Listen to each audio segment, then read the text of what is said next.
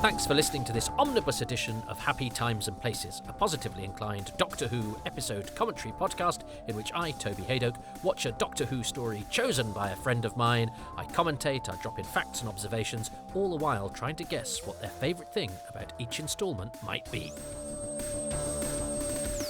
Hi there, Toby, and hi everyone. My name is Jess Jurkovic. I'm a jazz pianist, arranger, composer in New York City.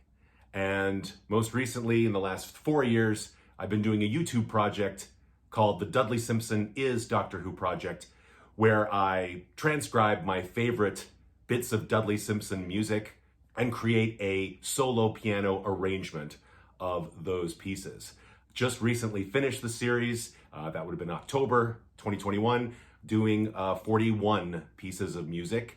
Although I'm in New York City now, I grew up in a suburb of St. Paul, Minnesota, where I would have seen Doctor Who at about 1982-ish. I was about 8 years old, and I was lucky enough to have a VCR, so I recorded everything that they put out. And of course, we started with Tom Baker, and then worked our way forward, but then also worked our way back. And eventually, by the early 90s or so, I would have seen everything that existed in its entirety, or at least everything that they sent to the PBS stations. Which is why my choice of viewing with you, Toby, is perhaps a little strange, because I'm choosing Fury from the Deep.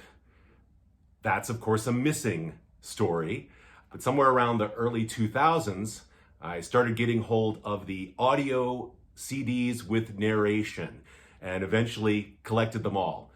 And apart from the Dalek stories, which I could listen to over and over again, one of my absolute favorites became that story. And of course, just recently it came out on Blu-ray, and so now I can watch animated versions and reconstructed versions as well. So before we get started, since I'm a musician, you might easily suspect that since Dudley Simpson scored Fury from the Deep, I could choose the music for all 6 episodes, and of course the answer is yes. But to make things more interesting, and perhaps make me be a little bit more creative, I will choose the music for only one of my choices. So I figured I should let you know in advance that I'm not allowing myself to be too musical in my choices. Let's get started then.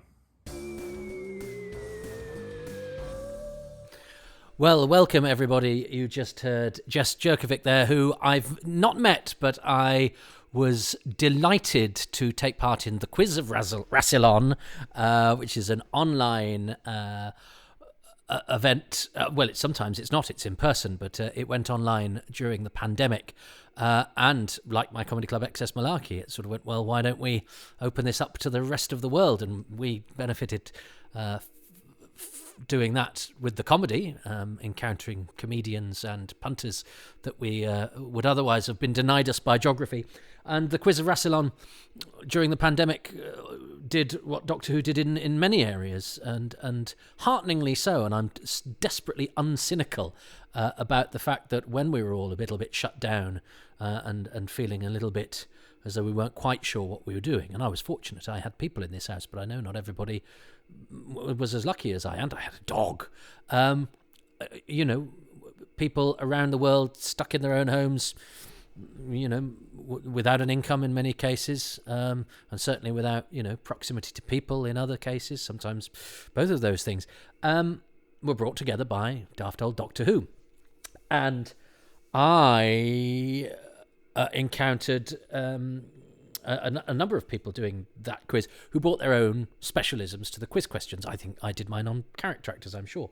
And the Quiz of Rassilon is spearheaded by one of the nicest people in the world, Michael Williams, who's just one of those people that teaches you to just be cheerful and enjoy life and Doctor Who and on people. And the Quiz of Rassilon, brought different people together to do their particular rounds. And as I say, I was lucky enough to do it a couple of times. And it's really interesting, hearing from people who come to Doctor Who with their own, as I say, specialism. Mine is spotting actors, I guess. And some people were people who were much more brought up in the shadow of the newer series. So their quiz questions all about that. Edward Russell did stuff about what was in the charts when Doctor Who stories were on, which is a brilliant thing and a greatly evocative thing that sort of makes you think back to that time and think, oh, yeah, but which Doctor Who story is out when that was on? That was a really clever quiz. And of course, there's nothing like a bit of nostalgic music.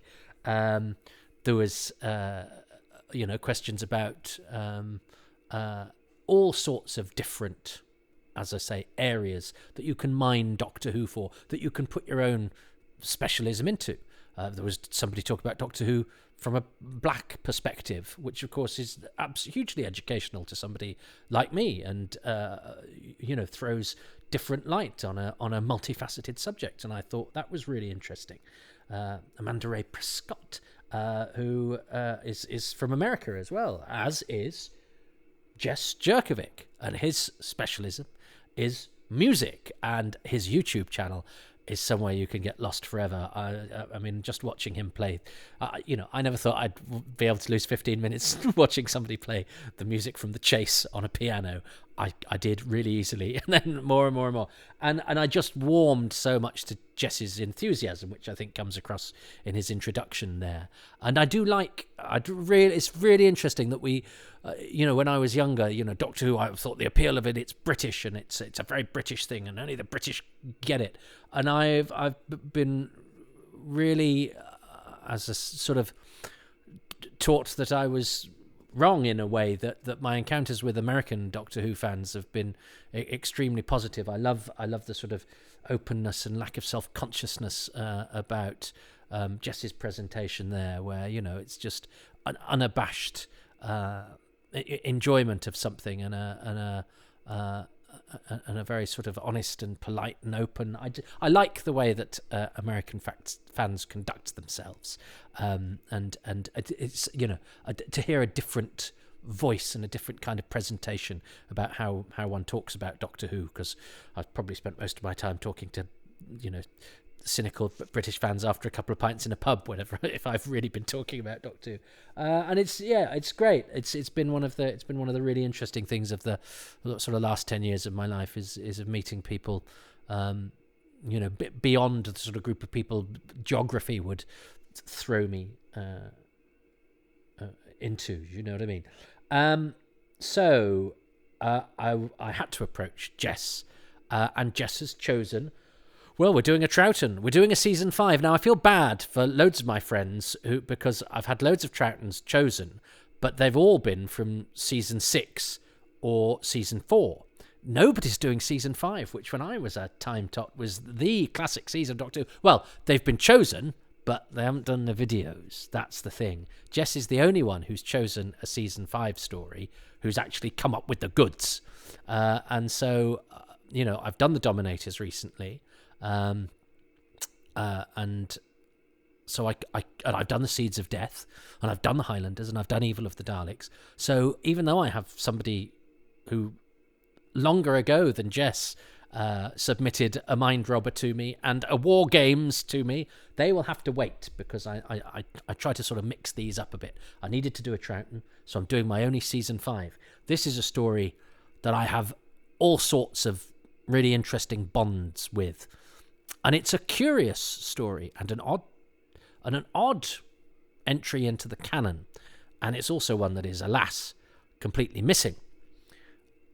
So come with me on what might be quite a personal journey for Fury from the Deep. So I start this with probably going, I have no hope of getting any points for this unless I choose the music on the same episode that Jess does.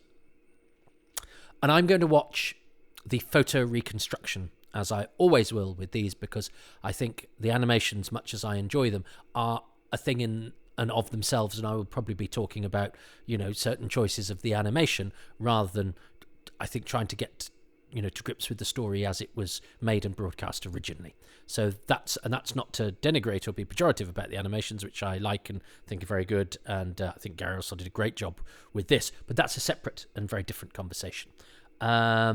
But full marks for the big tentacles that come out and attack the helicopter in episode 6.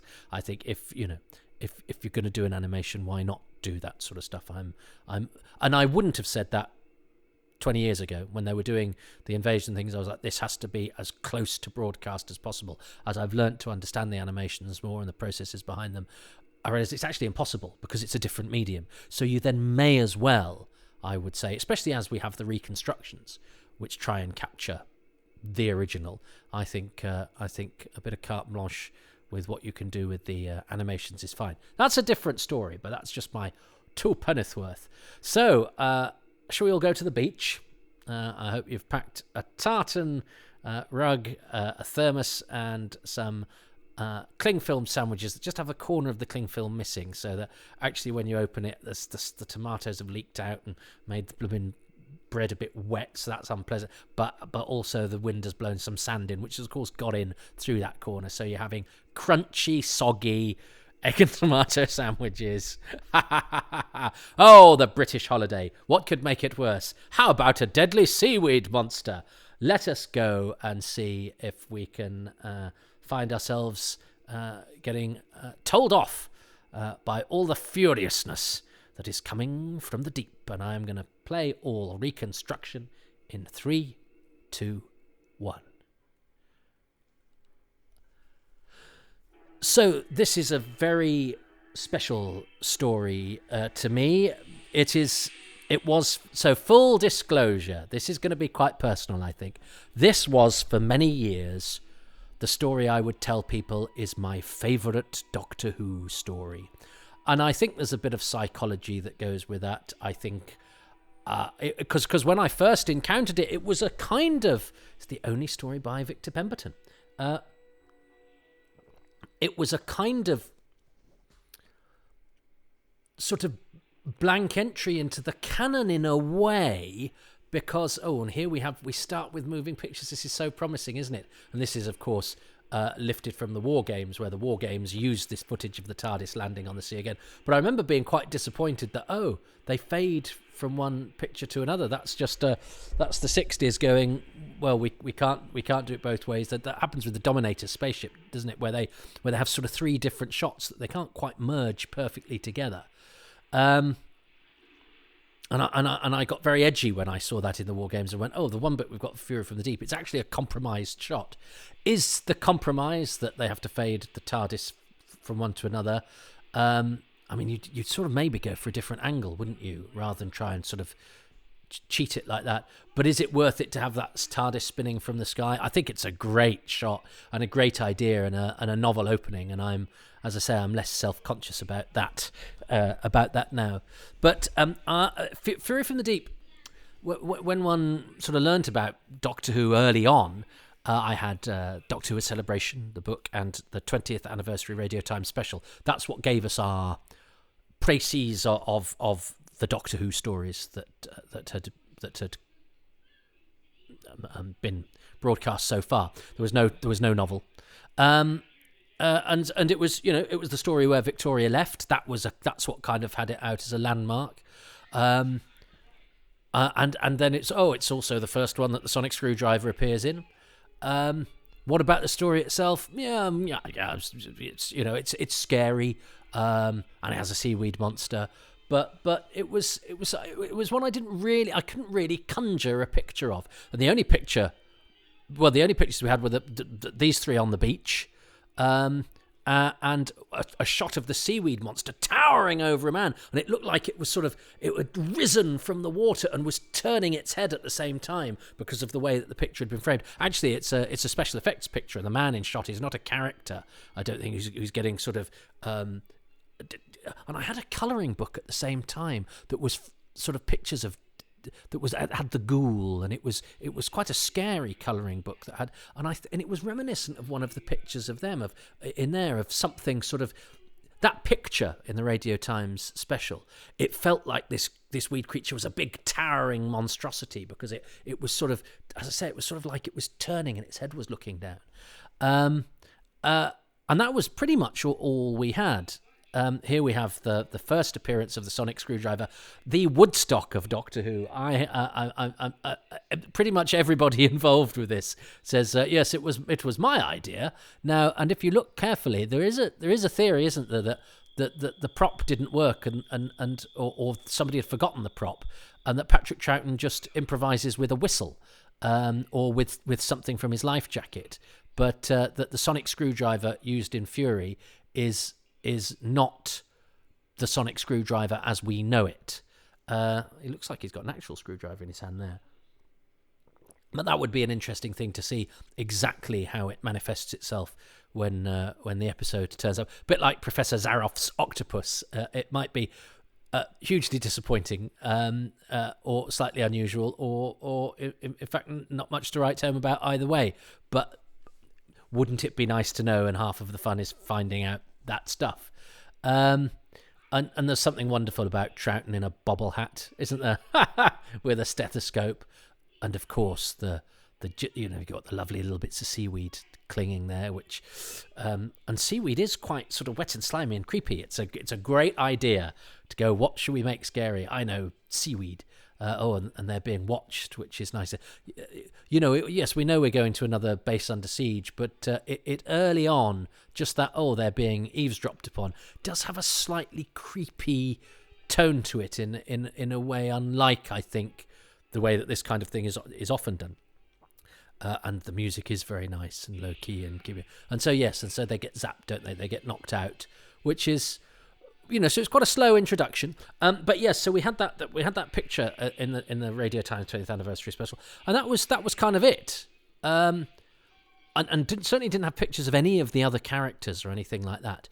And it was when Doctor Who magazine announced that the novel was being reviewed next month, and it's a very special novel, they said. And it's like, well, why is it being a special novel with this story that I don't really know the story of particularly? And I thought, if they found loads of pictures of it, or is it one that's got a cast list in it? That to me was gold dust. Is it a big hardback coffee table version for some reason? No, and the answer was no. It's just a lot longer, because Victor Pemberton has done such a good job on it. They don't want to cut it, but he's exceeded the word count. And so, of course, and Gary Russell reviewed it in Doctor Who magazine, and I never forgave him because he said things like, when Van Lutyens is, and I loved the fact that it had a character called Van Lutyens. That made it seem slightly sort of esoteric and slightly sort of grown up, and more so than I think the way that Wheel in Space does it, which is the sort of Star Trekky way, is it has a multicultural crew, which is evidence of a progressiveness in the 60s that is good, and an attempt to sort of say it's not just England going into space and all of that, which is great. But that's not what this is. This seems. This is very much an English base under siege, but the fact that it's got a Dutchman coming in to do what he does makes it seem a bit more sort of grounded and sort of real, and just changes the voices up and changes just even the names on the list of characters. And Van Lutyens seemed like such an interesting kind of character, especially as when Gary Russell said, when he goes into the pipes, he isn't coming back out. When he goes down to the impeller, he isn't coming back out again. And I started reading the book, and I liked the character of Van Lutyens. And when I was more than halfway through and he still hadn't gone down to the impeller to not come back out again, I was a bit annoyed with Gary Russell because I was going, well, I know when he goes down to the impeller he's not coming out again because you've told me. Gary, by the way, this is not something I wouldn't and probably haven't said to him. He is somebody I admire and like very much, and indeed did the animation of this so brilliantly. But anyway, I read the book and I loved it, and of course, it became my favourite story, even though I'd never seen it. I don't know about you, but when I was young, I like to think of myself as somebody who knew my Doctor Who. And then, of course, when I got the Radio Times book and the Doctor Who celebration, I went, well, I didn't even know there was such a thing as a Stephen Taylor or a Celestial Child. I'd never heard of any of these things because I'd not had access to loads of copies of Doctor Who magazine. So I knew Doctor Who via the Target books or the few DWMs that had got episode guides that I'd read, or whatever in the Doctor Who archives. I was quite surprised that Harris had a moustache. I know Roy Spencer as an actor, and he was still doing stuff, in the 80s. I remember he cropped up. There was a couple of episodes in EastEnders where he cropped up. I think Mr. Range, William Lucas was in them as well. It was a couple of those episodes of EastEnders where they take it out of the square, and have a little jaunt somewhere. And so there was a sort of the guest characters actually ended up doing quite a lot. And Roy Spencer was in that. Was he somebody to do with a hotel or something? And he would pop up in things still. Now the guard here is Peter Duckrow, and you do not see him. So in the animation, I know they have him as a figure, and then, and I'll say this to Gary as well, credit him for loads of episodes where they just have a guard and go, oh, we'll credit Peter Duckrow. Peter Duckrow was a friend of, who was he a friend of? I was reading something the other day. Anyway, he's the face in Adamant Lives. He was a friend of Donald Cotton. That's right, Peter. And his name was something different, or a longer version of that. Anyway, Peter Duckrow was a voice actor.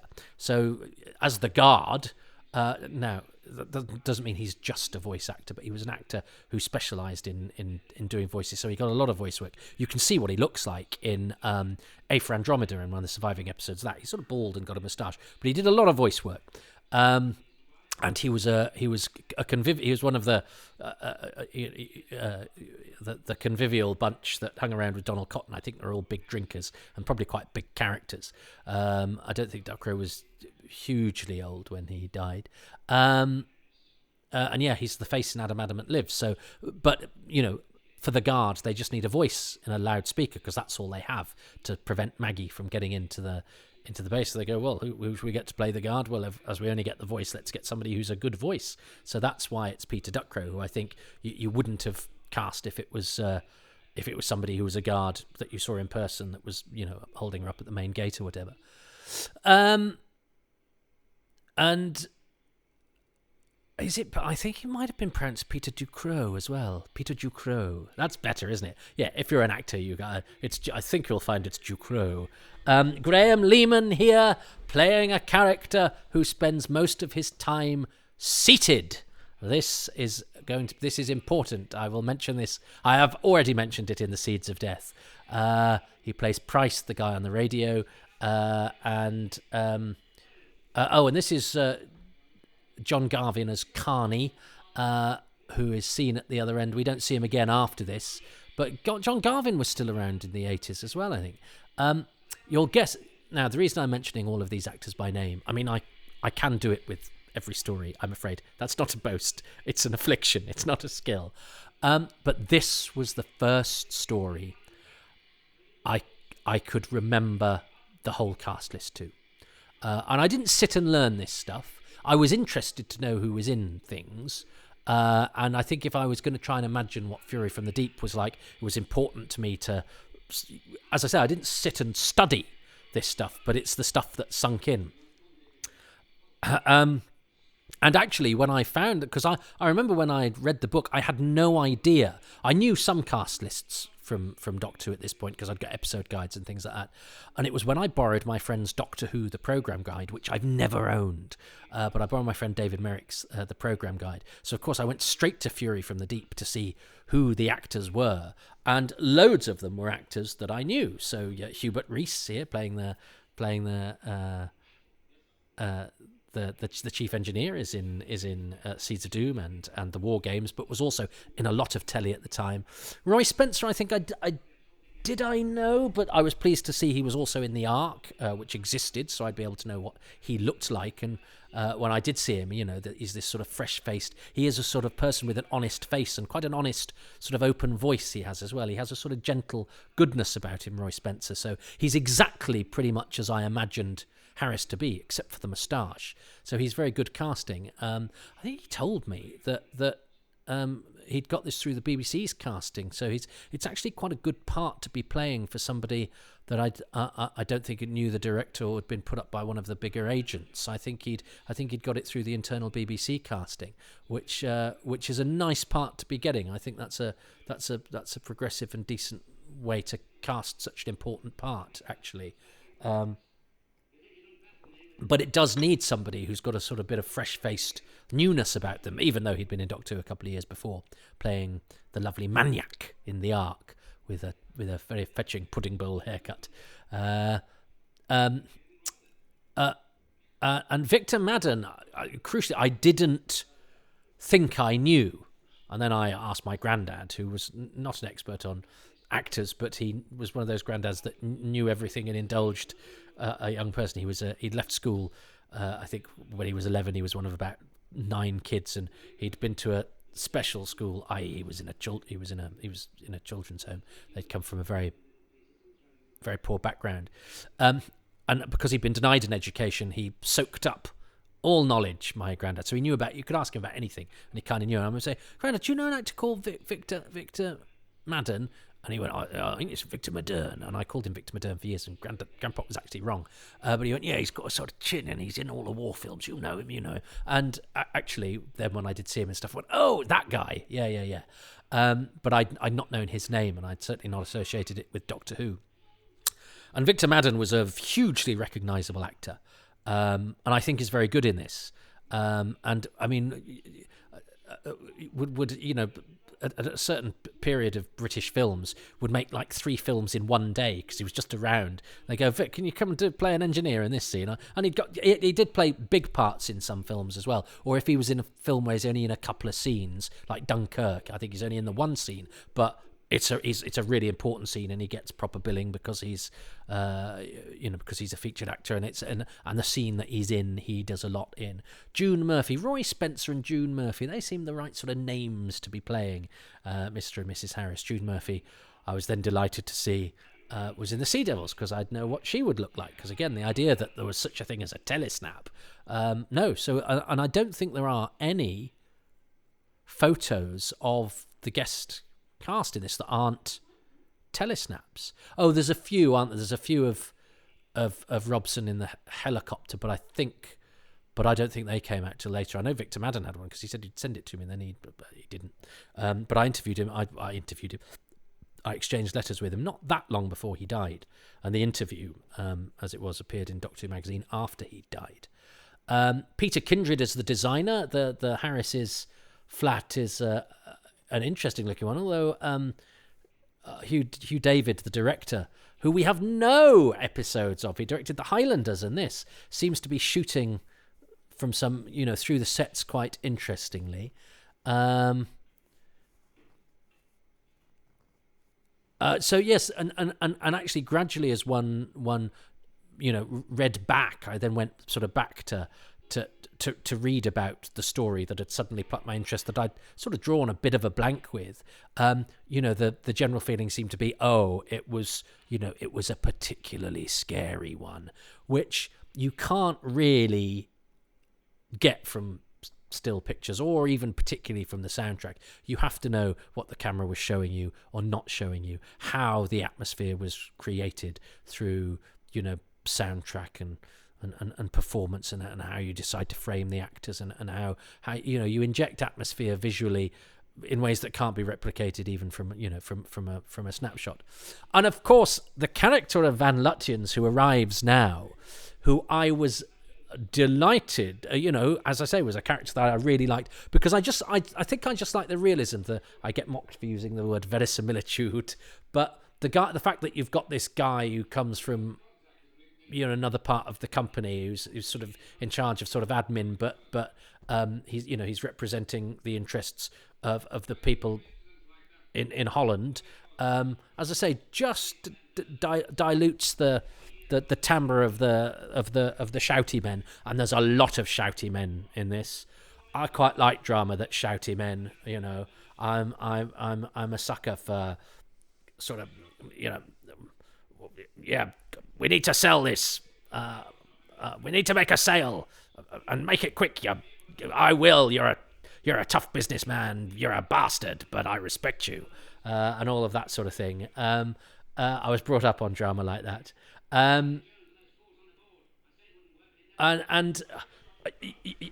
so anyway, as I was, and Van Lutyens is the one that kind of, is the only one that will stand up to Robson, who needs standing up to, because he is incomprehensibly stubborn from the very beginning. Yes, and he sounds like he's swearing in Holland there, isn't he? He sounds like he's swearing in the foreign. And John Abernethy, it was great casting in foreign parts. He was a multilingual. Well, that's the thing. John Abernethy was an actor that I'd already liked and latched onto because he was Herne the Hunter in Robin of Sherwood, and I knew he was General Carrington in The Ambassadors of Death. And then he was Van Lutyens in Fury from the Deep, and it made so much sense. And Richard Mays, playing Chief Baxter here, who we only see on a screen, was, again, in the 80s when I was discovering this stuff, was a leading figure at the National Theatre. He was playing all sorts of lead roles on the British stage and getting good reviews, because I flicked through my mum's copy of The Guardian. And, Richard Mays was playing all sorts of lead characters, and he's a tiny part in the best Doctor Who story. And he was also in the film Top Secret around this time as a composer, conductor, music man. And he always had he had this sort of prominent nose and big beard of a great classical actor. So it just seemed that everything everything that I was sort of noticing then was linking back to this story, that I was noticing now in the present was linking back to this story then that I'd got this sort of special feeling about. It's all nonsense. We just see patterns in what's there, don't we? But it just seemed, and I liked and I cannot lie and say there wasn't something that made me feel a bit like a connoisseur if people said, well, what's your favourite Doctor Who story? I mean, nobody ever asked, but if people would say, what's your favourite Doctor Who story? I'd go, Fury from the Deep. And they'd go, I don't know that one. Yeah, well, I mean, it's a missing Troughton story, but it's absolutely brilliant. People go, wow, you really do know your stuff. If you like a story that hasn't been seen since 1960 whatnot, So, anyone can say Genesis of the Daleks or the Caves of Androzani, but to say Fury from the Deep, oh gosh, I would have been I would have been rare fruit in certain social situations that never existed. But I have to admit, I kind of liked that idea of myself as being somebody that knew and loved Doctor Who so much that I wasn't going to be giving obvious answers. Oh, no, I've not seen this picture, so I wonder if it's a composite or if it's just one that... If it's just because they do have access to all sorts of lovely pictures in these reconstructions, which are so well done. I love this piece of music. It's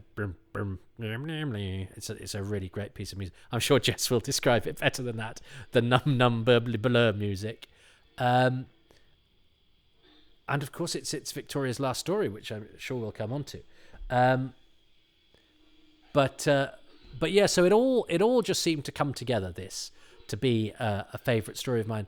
And it was only when I did it for Running Through Corridors, where I watched the series in order, that I actually, started seeing a bit of a chink in Fury's armour.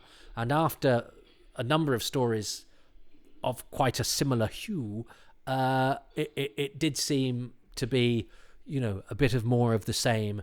And I think there's a particular problem with it is that it does have men shouting at each other about whether to turn off the gas or not. And Robson's thing about going, well, I've never turned it off before, so why should I turn it off now? It's like saying, there's a fire, open the fire doors. Yes, but I've never opened the fire doors up until this point, so I'm definitely not going to do it now, especially not if I'm told by a Dutchman and somebody who's been to university. And I think Victor Madden does it well. And I think actually when he does the paranoia and the breakdown stuff, I think he's excellent. But I think there is an issue with the story that Robson starts off as an intransigent jerk and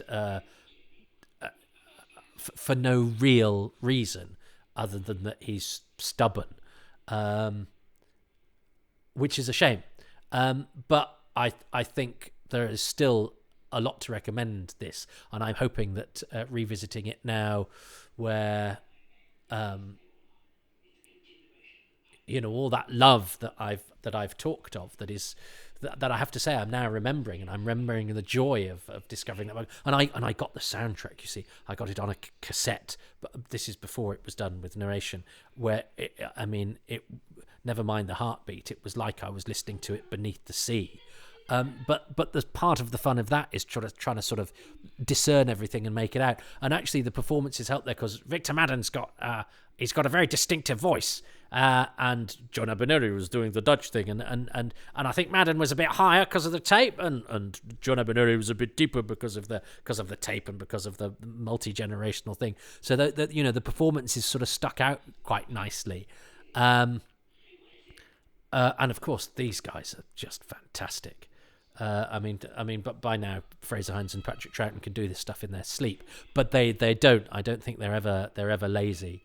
I got to know Fraser a bit, and I think he's somebody who always wants to bring value to what he does. He'll never phone in a performance. He's not a lazy actor. So even though he can do this sort of stuff, sort of almost second nature, he's always aware that the audience need to keep being invested in this because of what you bring to it as a character. This looks great on the reconstruction, but and this could look one of two things. This could look extraordinary with shapeless, writhing, terrifying seaweed, or it could be a couple of plastic fronds that aren't very movable, that just sort of stick out and waggle about in some soap suds. I'd love to find out. And I used to and as I say, I think it was when I remembered Carney was played by John Garvin and Quill by Bill Burridge.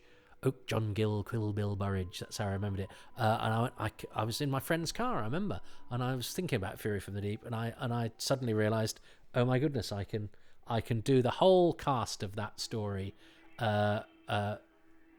without having to look it up. And eventually I was able to do that with every single Doctor Who story. And I think I can do that still. Now, I think you'd probably, just for me to get some stories complete, you'd have to read the character and I'd tell you the actor. But most I could probably do. Not so good with the new series. That's a lot of actors, but I'm okay. I wish I could do other things better. But it was a nice thing for me that I had that in my head, and I'm quite pleased that I still have it now. And it meant that when I watched other programs, as I say, I would see John Gill in an episode of All Creatures Great and Small and go, oh, that's Mr. Oak. And as I say, most of these actors were still about at that time as well, in the 80s. And I have letters from John Abineri, Victor Madden, and Roy Spencer upstairs.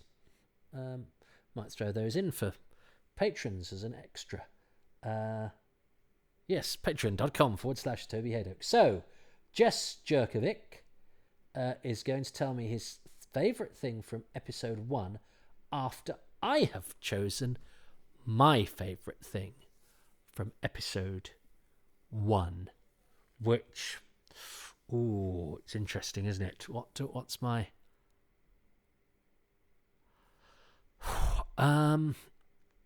Is it the TARDIS landing on the sea? Is it just that sea setting? The heartbeat's got to go at some point, and I wonder if it's worth getting that in early, even though it doesn't feature hugely prominently right at the moment. I think as a motif throughout the story, it is genius, and that really helped. When you're listening to the soundtrack as well. Well, that's all there, and I think a menace that manifests itself in your ears first is a really creepy, nice idea. I like the fact that Van Lutyens is Dutch. I don't know why. It just lends it something. I like his name. I like the fact that he, as I say, he breaks up the sort of voices that you're hearing. I love the fact that he's John Abineri, who was an actor that became a favourite of mine, and is in and is a great servant to Doctor Who. It's General Carrington, the Ambassadors of Death, another favourite Doctor Who story of mine, another one that I very much enjoy championing because it goes against the grain of what is commonly felt, I think. And then he's wasted in Death to the Daleks, directed by Michael Bryant, who is production assistant or assistant floor manager on this. He also cast June Murphy in The Sea Devils. Anyway, hang on, what am I doing? Because I've got 6 long episodes of very few moving pictures to do all that stuff in. So, I like Victor Madden, but like Jess not choosing the music, I've got to be careful not just to choose all of the actors. I love the sort of sea setting. I love the fact that the monster is seaweed. I think that's a great idea. Do I come with that this early? I like that sort of bleak, cold beach. You know, they don't ever try and sort of go, you know, like in The Curse of Fenric, when it's like, come into this water, it's lovely and warm, even though we're clearly both dying of hypothermia. You know, the sea is bleak, the sea is pretty grim, the sea is inky black and has unknown depths and is cold and is, you know, and it's, you know, and it's powerful, and maybe I'm putting a bit of this onto it because we can't see the episodes, but you know, the beach scenes are quite sort of bleak and sweeping, and of course have those bits of seaweed lying around, and have that pipe, you know, with seaweed clinging to it, and the foam, which, you know, foam on the beach can look fairly. I remember being at the beach myself, and you'd see foam, and you'd go, well, what's caused that? Because it can't be anything nice. I used to think that foam must have been caused by pollution, and I think that's wrong now. I think you can get natural foam in the sea, but I never sort of touched it because it seemed to me to be pretty grim and dirty and probably quite chemically. So there's something about foam on a beach that's quite unsettling, more so than maybe, you know, the foam that I think is a bit comical at times in the Seeds of Death. They use it quite well in The Web of Fear, but they do use the foam a lot, don't they? So you have to knock a point off for that a little bit. And that go, should we use some foam again? But I did like that episode ending as well, and the gas, you know, the choking on the gas. I think I'm going to go for setting it by the sea and all that gives to us. It gives us the TARDIS landing on the sea, it gives us the foam on the beach, and it gives us that sort of, you know, the unknown. And what a title, Fury from the Deep. That might be one of my things actually later. I think the title is superb. Or is the title now Fury from the Deep? It is a good title, isn't it? It is a good title. It's not an invasion of the, it's not a, you know, name of planet. Well, they'd have to call it Earth. It's a sort of, you know, it's not a literal title. And it was going to be called Colony of Devils, which I rather like, but that has supernatural undertones, which I think they wanted to avoid because again, it would be a metaphorical colony of devils. And I know that he gets that sentence in the book. I think it's when Van Lutyens goes into the Impeller, and you know he's not going to come back out again, don't you, Gary? Is that he says, you know, it's this mass of foam and seaweed. It was a colony of devils. Fury from the Deep. I'm going to go for the title because I think it's one of the more interesting and evocative and slightly different Doctor Who titles. There's not one quite like it, and I actually quite like seeing, you know, by Victor Pemberton, which we don't normally see because we don't have any stories where, you know, that we have moving pictures for that says that. So yeah, I'm going to go for the title, Fury from the Deep. I've never chosen the title before, but it is a good title, isn't it? What is Jess going to go for? It's unlikely that Jess is going to choose the title. Right, so my favorite thing of episode 1. Well, we get off to a fast start with the Dr. Jamie and Victoria shot down, and we're introduced to this refinery and its office intrigue, if you will, and the lovely couple of Harris and his wife Maggie, and the terrifying cliffhanger at the end of part 1. I really wish I could see that. I mean, I could go on and say things like that. But as the story gets tense and exciting, my favorite thing is at the beginning when the Dr. Jamie and Victoria have the foam fight on the beach. It's just such a good time, and they clearly like each other and are and trust each other and enjoy each other's company enough that they can be playful and silly if you did not know these characters at all. And this was the first you saw of them.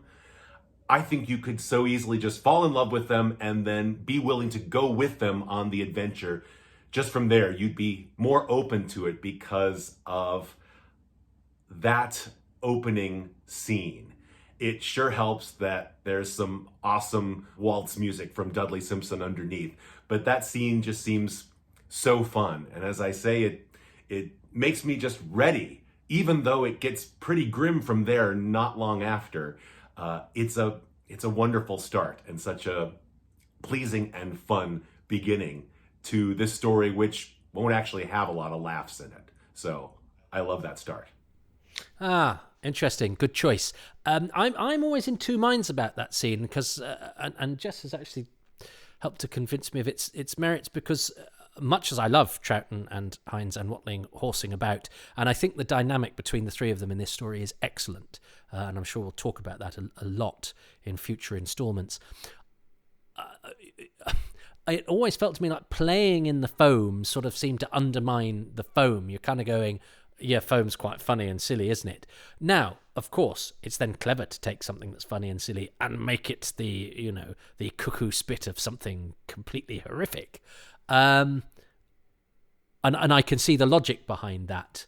So I don't know why I kind of feel in my gut that it's that sort of playfulness within the very form of that the menace itself will take is somehow a misstep, even though it's in great hands. So Jess actually articulates his position better than I can articulate mine. But I would never, sometimes people choose a thing and I go, oh, I was going to choose that. I don't think I would have chosen that scene, much as I love Troughton and co, and much as I love the sense of fun that Doctor Who has. It's part of its appeal. That's always been a bit where I felt like, oh no, I'm waiting to get to the story proper, and they're squandering some of their film allocation on horseplay. Get on with it, And in fact, when he was talking, I was thinking, is he going to choose the sonic screwdriver? Because that's a momentous occasion in Doctor Who history. So momentous. Michael Bryant said it was his idea. Victor Pemberton said it was his idea. Uncle Tom Cobley and all. So I wouldn't have chosen that, but I think Jess has made me feel better disposed towards that scene than my sort of inbuilt prejudice that hasn't really got a reasonable explanation behind it. So that's I've been educated once again, courtesy of the quiz of Rassilon. So good. So look, this is going to be quite a personal journey for me, as I say, and so I don't expect to win this one, but I never win anyway, so I think that's hardly worth commenting upon. It's not like I go in thinking, this is going to be the one. There's no way he's not going to choose the Mr. Oak and Mr. Quill scene from episode 2. I mean, there's no way. Surely he's not going to choose the Mr. Oak and Mr. Quill scene from episode 2, and thereby hangs a tale. But look, I think I've gassed on long enough for this week. Gassed on. I could do that joke for the massacre as well, but it would be, the source of the joke would be different. I think I've gassed on for too long. I remember when I get to do the massacre, I'll do that joke again. But anyway, we're going to turn off the flow. Mr. Robson would be very, very annoyed. And I will speak to you next time. Thanks for listening. I'll be back in a heartbeat. Well, welcome back, everybody. You just heard a truncated version of Jess Jurkovic, who is a musical maestro, who has chosen the first season 5 story to be claimed for Happy Times and Places. Well, not the first one to be claimed. The Ice Warriors was the first one to be claimed, but the person doing that still hasn't sent me their video/audio. But there's a couple of stories from this season that have yet to be claimed as well, which is season 5 has a very important role in my Doctor Who fan development in a way. But I'll maybe talk about this.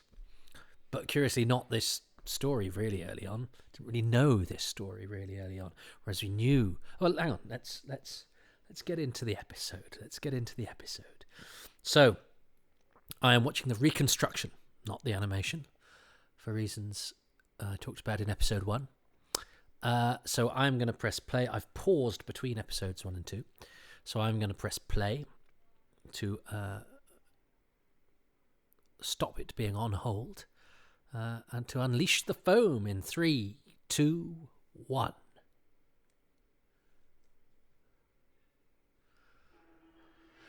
So it's quite fun watching this. I've never seen this reconstruction before, by the way. I have seen the animation. I've not seen the reconstruction. I have seen the loose cannon reconstruction, which I got many, many moons ago, which also had a documentary by the mighty Richard Bignell called The Making of Fury from the Deep. Yes, because Margot Hayhoe, who has been of great help to me in interviewing the various people I've interviewed, she was the assistant floor manager on it, and she was a name I read on credits when I got the lists beyond the lists of people that were just credited on the closing credits.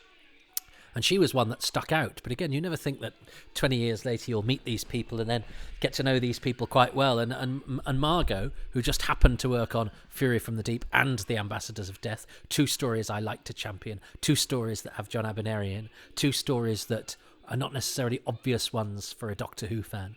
And there Margot was. And now Margot, when I interviewed her for my Who's Around podcast, is the person that sent me a list of people for the stories I hadn't covered, because I'd got a list of the stories I'd covered online somewhere.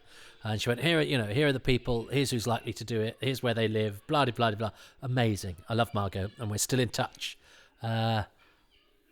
So, yes, the gas. See, the gas is a good thing for the complex to be dealing with. I know we have this very silly thing of Robson being stubborn about turning off the flow, but gas being something that the creature feeds off, and that it's those under its spell start emitting from their mouths. Now that could look awful. I don't think it does from the clips that we've got. I mean, nowadays, and they do it in the animation, you'd mess with the screen a little bit and have that, like when you see sort of petrol and it makes that sort of that, or even just the sun when it makes the sort of picture ripple in that sort of haze. You'd do that to show the gas coming out of the mouth, wouldn't you? Which they couldn't do then. But as we will see, those scenes, particularly one, still really resonate and work. But yeah, the idea that gas, something that we need, something. Well, I mean, as I talk, the cost of it is rising astronomically. So the weed creature's sitting on some real estate, but also its diet will come at a price. Might have to start eating things other than gas. And they're a nice. What I like about the Harrises here is that they're quite a nice, sort of ordinary couple, and you don't get that a lot in Doctor Who. And they're actually very sweet. Harris's concern for his wife. I think, as I say, there's a sort of innocence, and slightly sort of, not alpha maleness about Harris, which I rather like. That he's young and he's a bit nervous, and he's slightly terrified of Mr. Robson, but absolutely devoted to his wife. Although that does come and go as the story goes on. He sometimes forgets where he's left her or whatever. But no, I actually think this is very well drawn and this is nicely done. And it's actually quite nice to have people's homes, and to have a domestic setting. And actually, I think that's a great shot. That's a great shot from that telesnap.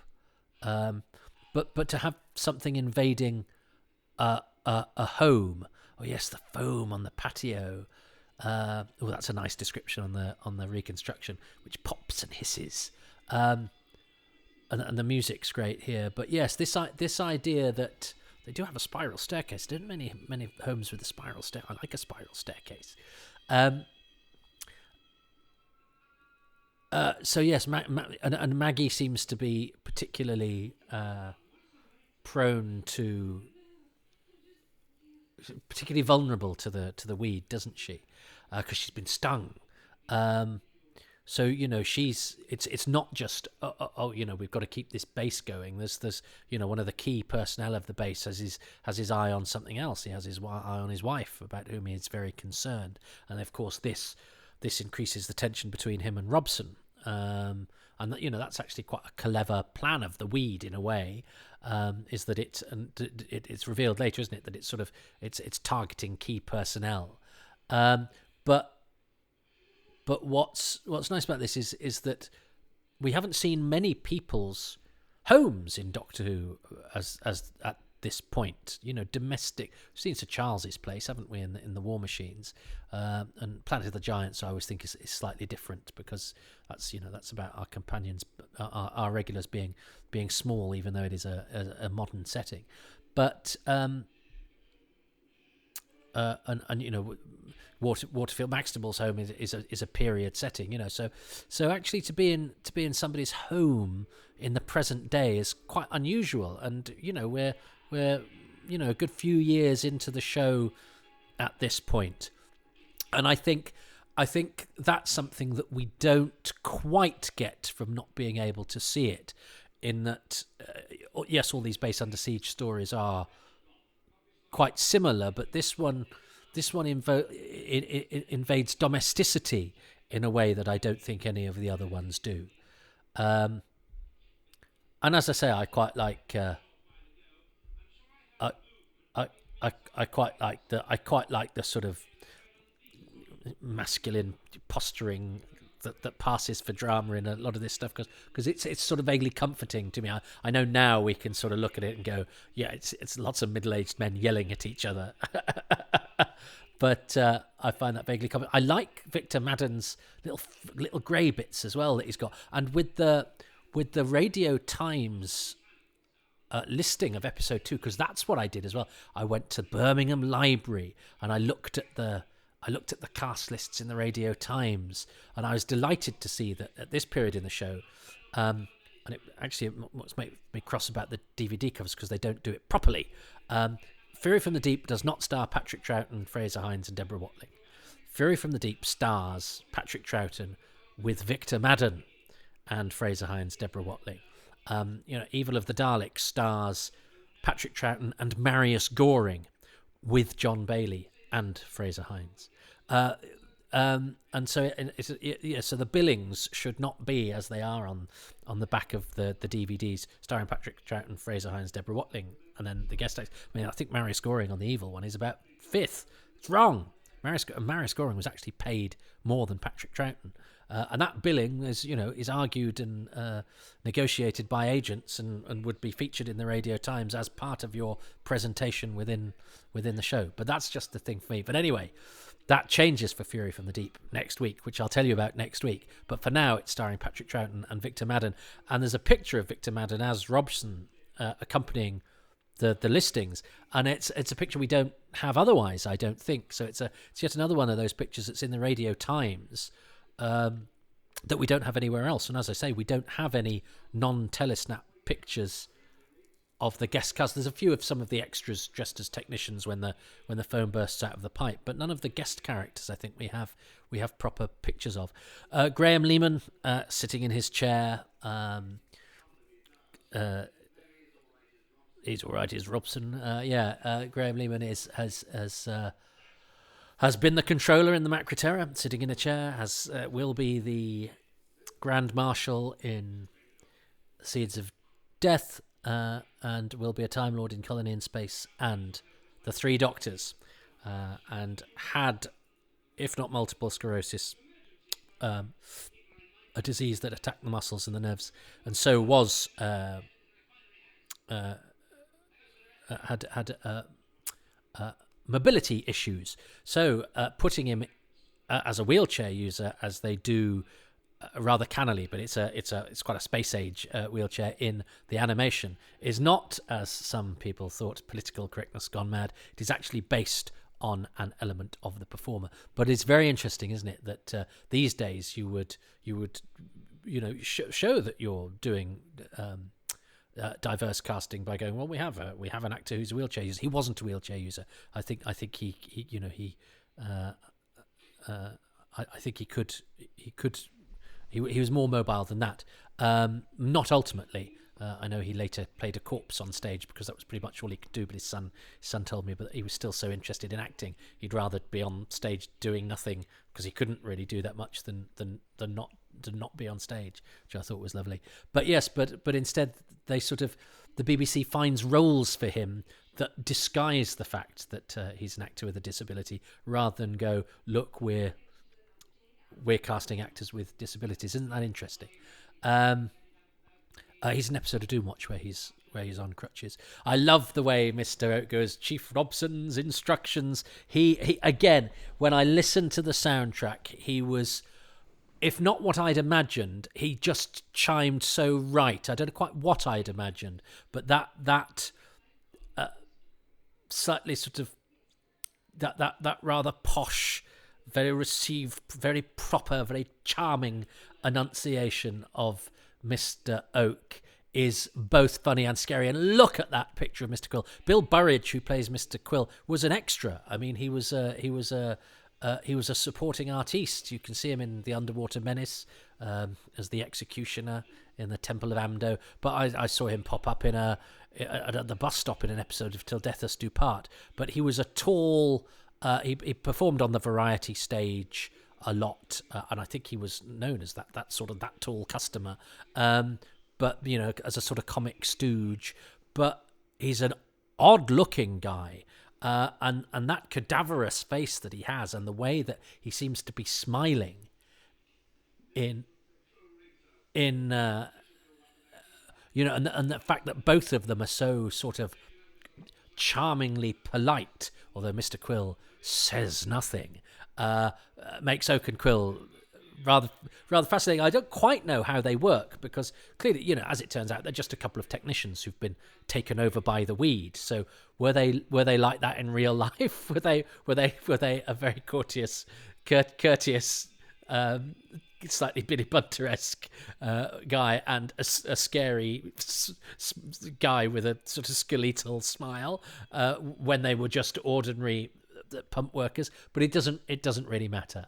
They're such great characters, but they fit. They're slightly square pegs in the round hole of Fury from the Deep, but they are, and yet they're one of its greatest assets. As I say, John Gill was still acting till very later. And, you know, I love that. I love the seaweed on the arms. But again, in some of the clips, it looks like it's a bit too sort of straight and plasticky. You want it to be sort of clingy, and again, nowadays you'd have it moving slightly, and you'd be able to do it with CGI and all sorts of bits. They just couldn't do that then. But it's a nice, creepy idea. Look at Bill Burridge's face. And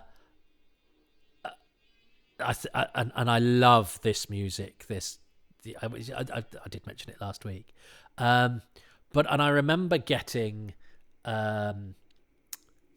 The Missing Years. Oh God, they've got some movement underneath it on this reconstruction. That's very clever. Oh, it's a bit. When I got when I got to see the censor clip from Australia that is coming up of the scene where Mr. Oak and Mr. Quill. That's the way that they've got movement underneath the thing on there. I'm finding really creepy. Well done, restoration reconstruction team. And when I saw this clip, now I'd seen the telesnaps, and there is that shot, the shot of Mr. Quill, which makes you go, God, that does look a bit scary. But actually, the build up and look at John Gill, and a shot in the mirror is very nice. But he's looking very smiley, in the fact that they walk in unison, and then this climpety clompety music suddenly becomes sort of terrifying and discordant. And look at the way he doesn't just open his mouth; his dead face sort of opens like and his eyes bulging, and the blackness of the mouth as well. That is surely one of the most terrifying scenes in all of Doctor Who, and the way that it goes from one to the other. And this sort of says to you, Hugh David, what are we barely knew you. What are we missing? That is, and the fade from one to the other, and that shot, just that little snatched for a second that we get there. of the last shot of Mr. Quill's mouth, and we get a nice bit shot there of the fire coming out of the gas. I got that on a sunny afternoon, that Missing Years tape, and I stuck it straight in. I watched the documentary before I watched the Ice Warriors. I wanted to see those clips, and it was delightful to see them all. And the macro looked not quite as good, especially when Ben failed to hit it with an axe. And you go, well, that sort of expected that. It's you're never going to get a giant crab that looks like one of the ants in Them. In a BBC studio in 1966, 67. But that scene, which was not one I'd imagined hugely from the book either. The scenes I sort of thought about were the heartbeaty ones and the ones in the impeller, and I'd imagined Mr. Oak and Mr. Quill being quite sort of scary because of that, but mostly because of sort of John Gill's, very charming enunciation, but with an undertone of sort of unspoken menace. But Mr. Quill adds a whole other dimension. And the fact that he doesn't just open his mouth, it sort of grows into this horrific, silent scream, is phenomenal. Another part of my journey with this had been, of course, that I think a Doctor Who Winter Special had done an interview with Hugh David, who'd remembered loads, and had said that Patrick Troughton had said that Fury was one of his, had been one of his favourites. And Hugh David, talk about people inventing the sonic screwdriver. I think Hugh David, said, I was offered the part of Doctor Who, and I came up with the name, because we were all sitting around, because he was a friend of Rex Tucker's, and he was saying that he was around when Doctor Who was being thought of, and that sort of stuff you just accepted without question in those days. I'm not sure. We don't know who came up with the name of Doctor Who. There's no evidence, but I'm not sure that I think Hugh David was sitting around a table and wrote Doctor Who down on a piece of paper that he failed to keep, which was his story. But I liked it, and the fact that he'd done more than just directed the Highlanders and Fury from the Deep, but had been around in the early days and had things to tell us about Doctor Who, because he'd never been somebody that had really registered, until that interview, and he'd got some telesnaps from the Highlanders. And so his interview, you suddenly went, wow, this guy's Patrick Mulcairn, I think, did it. It's a brilliant interview. And it got me really excited about two missing Doctor Who stories and the potential and what we could see. And we still don't have a complete episode of Doctor Who directed by Hugh David. And loads of people I interviewed said that Hugh David was a phenomenal director to work for. That doesn't always translate into great stuff on screen. Everybody loved Pennant Roberts, but I think he might have been more fun to work with as an actor than he is a skilled sort of technical television director in a way. But technicians admired Hugh David, and of course he'd been an actor and been quite a successful actor, and that helps with your actors as well. We simply don't know. But the fact is, the few clips we have of Hugh David's work on Doctor Who are pretty impressive, and I think he's the fact that we don't have a whole episode of his means that he's potentially one of the unsung heroes of Doctor Who directorially, and I do think this is a story that would benefit from. Now, it could just be that the bits that the Australian censors chopped out were the best bits, because that's what they were about. They were about chopping out the stuff that was most likely to be scary. So, I could be fantasizing over stuff that's actually, as clunky as a lot of 60s Doctor Who can be. And that's not to denigrate it. That's just to be honest about, television at the time looks clunky compared to what we can see today. And I still think I sometimes imagine, it looking like a movie when actually it's going to look like, something shot in a electronic studio on 3 cameras, because that's what it was. So the missing episodes are at a little bit of an advantage. So maybe Hugh David has the advantage in my eyes and my mouth as I'm speaking now of being somebody that we simply cannot judge. And also, what can he do with these various scenes where you've got the lovely chief engineer who has a lovely energy, played by Hubert Rees. I wrote to Hubert Rees and he never wrote back. I'm rather sad about that because he was a good servant to Doctor Who and a busy actor. I was still acting when I was at university in the 90s, and I think he's a good naturalistic actor of that time. I think his the naturalism of his performances stands out, which means he's a very good, very useful supporting actor. He's quite cross, isn't he, Van Lutyens? And John Abernethy was a multilinguist. He could speak French and Russian, played a lot of Germans on television. Two of his sons are actors, Daniel and Sebastian. And this conversation between Van Lutyens and the chief, I seem to recall, happens quite a lot in this story. But I used to love all of this sort of stuff. Of, you know, and the chief's loyalty to Robson is quite sweet. Chief, I say to now, it's confusing, isn't it? Because there's chief engineer, there's Chief Robson. Gary doesn't help in the. I noticed in the because Gary Russell likes giving people's job descriptions in their closing credits, whether they had them on the episodes or not. So Padmasambhavar is Master Padmasambhavar. Songsten is Abbot Songsten. Well, here I noticed episode 1 you've got Chief Engineer, Chief Baxter, Chief Robson, and Chief Carney. And Carney's not even a chief; he's just a worker on the rig. So he's not even a chief. So that's wrong. But you've got 4 chiefs, and it's like I think your need to put people's job descriptions in the closing titles has highlighted perhaps an issue. There's too many chiefs, not enough Dutchmen in Fury from the Deep.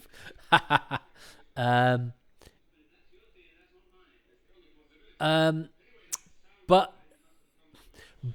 what these arguments do is, of course, they draw attention to the heartbeat and the mysterious, you know, the mysterious furiousness that is occurring in the depths, and that is a wonderful threat of the imagination. Because you can hear it, but you cannot see it. And of course, what Doctor Who and Quatermass and all this early sci-fi does so well is that it goes, well, if we can't show it, let's suggest it. And I think that you know, the heartbeat works beautifully with the suggestion. And yeah, and I love all of this. You know, I think there's something alive, and then the chief's going, I think you should kind of listen to him. And because they're also cross with it, because it's this sort of that everyone's flinging testosterone at each other, it means that the tension gets quite heightened. It's down there in the darkness, in the pipeline, waiting. I love that cliffhanger. It's not. I mean, it's not even really a cliffhanger. There's no immediate threat. There's no new development really. It's a cliffhanger based entirely on atmosphere. And I remember seeing Victor Pemberton at a convention when he talked about, you know, as a script editor of Tomb of the Cybermen, he'd injected more atmosphere into it. I don't quite know how you do that, but I think he knew that atmospherics was his thing, and so I think that's what that's what I sense is perhaps the key to this story, is that, yeah, because we'll have another conversation between the chief engineer and Van Lutyens next week. Sorry, I just got to use the wrong remote control. You know, there are quite a few scenes that are the same, but I think you can get away with that if there's an oppressiveness, and if it is all about nerves fraying, you know, and the reason, you know, Robson gets more and more heightened and gets more and more paranoid, and Van Lutyens gets more and more sort of bullish and almost, you know, he goes ballistic at him really, and the chief's trying to keep the peace, is because all of these men are under great pressure because of something that they don't know, and they're losing contact with the rigs and being cut off, and it gets more oppressive and more atmospheric, and I think, you know, I think that stuff can work really well within a Doctor Who story if it's done well. And if Hugh David's direction of the scenes that we've got is anything to go by, I think that makes me feel optimistic. I mean, I'm not optimistic about whether we'll ever get the chance to see it, but wouldn't it be amazing? But that's why I love that cliffhanger, because it's not a traditional somebody in peril cliffhanger. It's not the plot's just turned on a sixpence. It's just a this is really scary. And I love that line. It's down there in the darkness, in the pipeline, waiting. And under normal circumstances, that would have been my favourite thing. And I think if those censor clips hadn't come back, that would have been my favourite thing. I think it's a glorious cliffhanger. And it's a non-traditional cliffhanger. And I like things that are a little bit different, which is odd, isn't it? Because I like Doctor Who for what it is, not for what it isn't. But then when it sometimes is what it isn't, I like it because it's a change from the norm. That's the beauty of having something that is so much of, is that something can seem right even though it's different from what we normally get within a story that's actually very much the same as what we've been getting at this point. I must remember to talk about that. The great Season 5, the monster season. 4 episodes existed when I was becoming a Doctor Who fan. Well, 3, but I learnt of missing episodes. I've just done a podcast about this, so sorry to patrons for whom this will be very repetitive, because but this will be heard not long after they've heard my indefinable magic about missing episodes. But Abominable Snowmen 2 had come back before I'd read the list of missing episodes that it wasn't on. So there was a time when Abominable Snowmen 2 was missing when I was alive, but I wasn't aware of that. By the time I was aware of what was in the archive from this season, we had Abominable Snowmen 2, we had Web of Fear 1, we had Enemy of the World 3, and we had Wheel in Space 6. And that, my friends, was that. So anyway, that's a discussion for other episodes of Fury from the Deep. My favourite thing about episode 2 of Fury from the Deep, what else could it be? I'm afraid, but that I don't know why I'm afraid. It's brilliant. I'm not afraid at all. I'm unabashed. I don't feel the need to explain why that, as I say, at a time when often moving pictures were disappointing or compromised vision. I still thought they were, they were well, but, within the confines that they were clunky 60s or clunky 70s or even clunky 80s Doctor Who. I saw a bit of old Doctor Who I'd never seen before. When I'd left university, this is 90, probably 96, 97. So, I'm in the adult world. I've seen all of Doctor Who. I'm a bit jaded, probably, a little bit. I'm familiar with it all. I see a bit of Doctor Who I've never seen before. And I'm genuinely shivered by it on a sunny afternoon. None of the circumstances were right for it to be scary. Not like tonight when I'm watching this and I saw that little bit of sort of movement underneath the foam that the reconstructors have done so smartly. This, nothing worked in its favour in terms of the environment I was in, and yet I was genuinely perturbed. And I'd even seen that telesnap, so I knew what his face was going to end up like. It's the fact that it grows into it. Absolutely phenomenal. One of the best scenes in the whole of Doctor Who for pure fright and pure horror. Bravo, Bill Burridge. Bravo, Hugh David. Bravo, John Gill. Bravo. The Australian censors for lopping it out but not throwing it away. So let's see what Jess has chosen for his choice for episode 2 of Fury from the Deep. On to episode 2, and there's a few areas I could go to. The cliffhanger is the first of a few esoteric types, which is purely for suspense, not any immediate danger like episode 1. There's the growing menace of the weed and foam in the Harris's backyard or patio or whatever it is. Robson becoming increasingly, revealing himself to be a serious piece of work.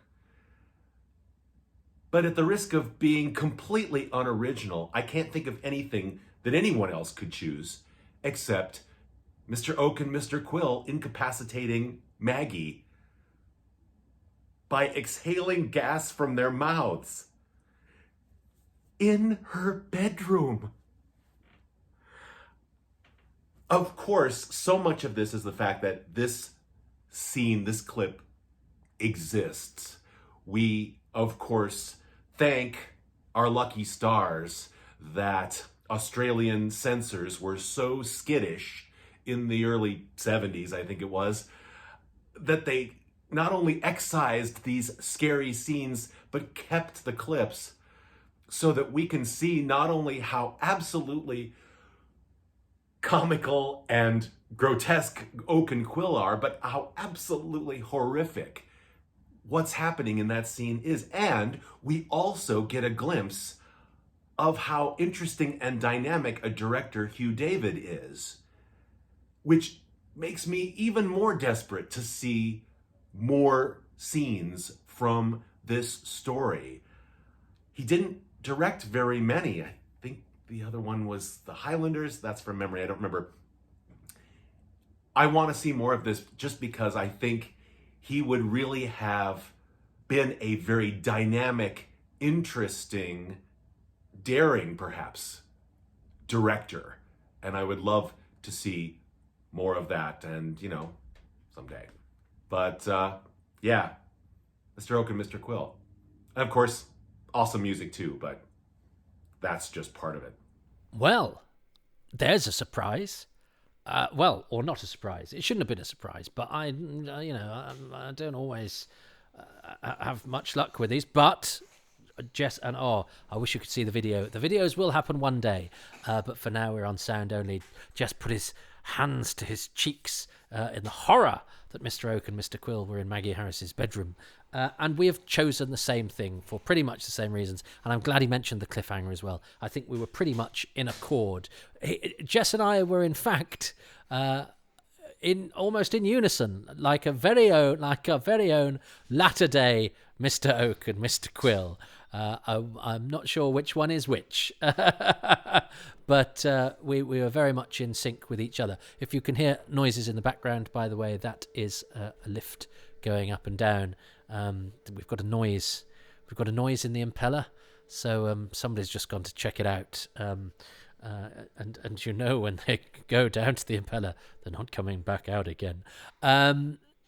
So I've left that in for various reasons. I don't know how loud you can hear it, but these things are done the way that they are done within my own domestic environment. And as we have discussed, Fury from the Deep is one of the first sort of invasions of a very domestic setting, and I think all the more refreshing for it.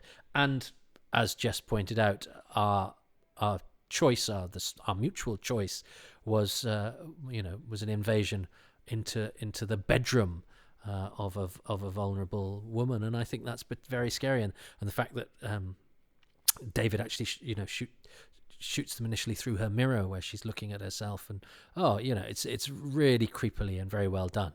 Although she does, if she can live with that wallpaper that she's got, I think she must be made of quite stern stuff.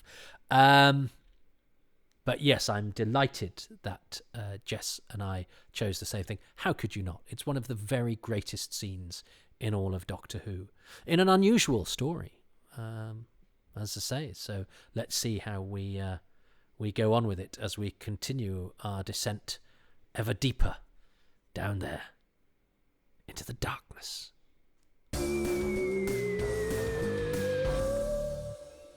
Well, welcome. It's cold outside, but this is a story with some kind of atmosphere. It's being recorded, this podcast, on a cold winter night, chilly winter night. And it is just me, Toby Haydock, hello, here with my dog Bernard, who's on the sofa with me. I don't know if he knows that this is one of the scariest Doctor Who stories by repute. And I think this is also one of the shortest episodes. Episode 3 of Fury from the Deep. I may be imagining that. You've heard Jess Jurkovic introduce it slightly. He is the special guest. He is only going to choose one musical thing, even though he is a maestro. He is a wizard of the ivory keys. Will this be the episode in which he does that? So, let us press play on episode 3 of the missing Doctor Who classic, Fury from the Deep. And it's made that really annoying noise on the menu go away. So, I am watching on a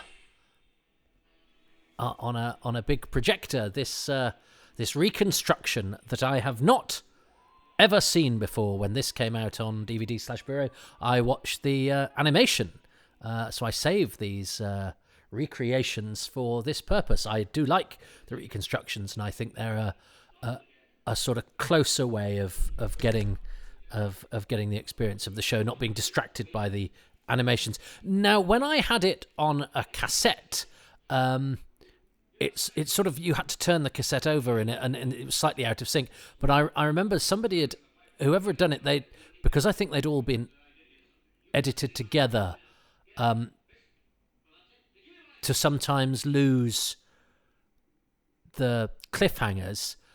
I think the cliffhanger on the audio copy I had came in when, I think it's the chief says, "Mr. Robson, that noise from the impeller, it started again." And they went, "Woo!" Whereas actually that was actually the start of the recap. So somebody had slightly misplaced it, because of course the cliffhanger is, it's down there in the darkness in the pipeline, which Jess nearly chose last time, as did I.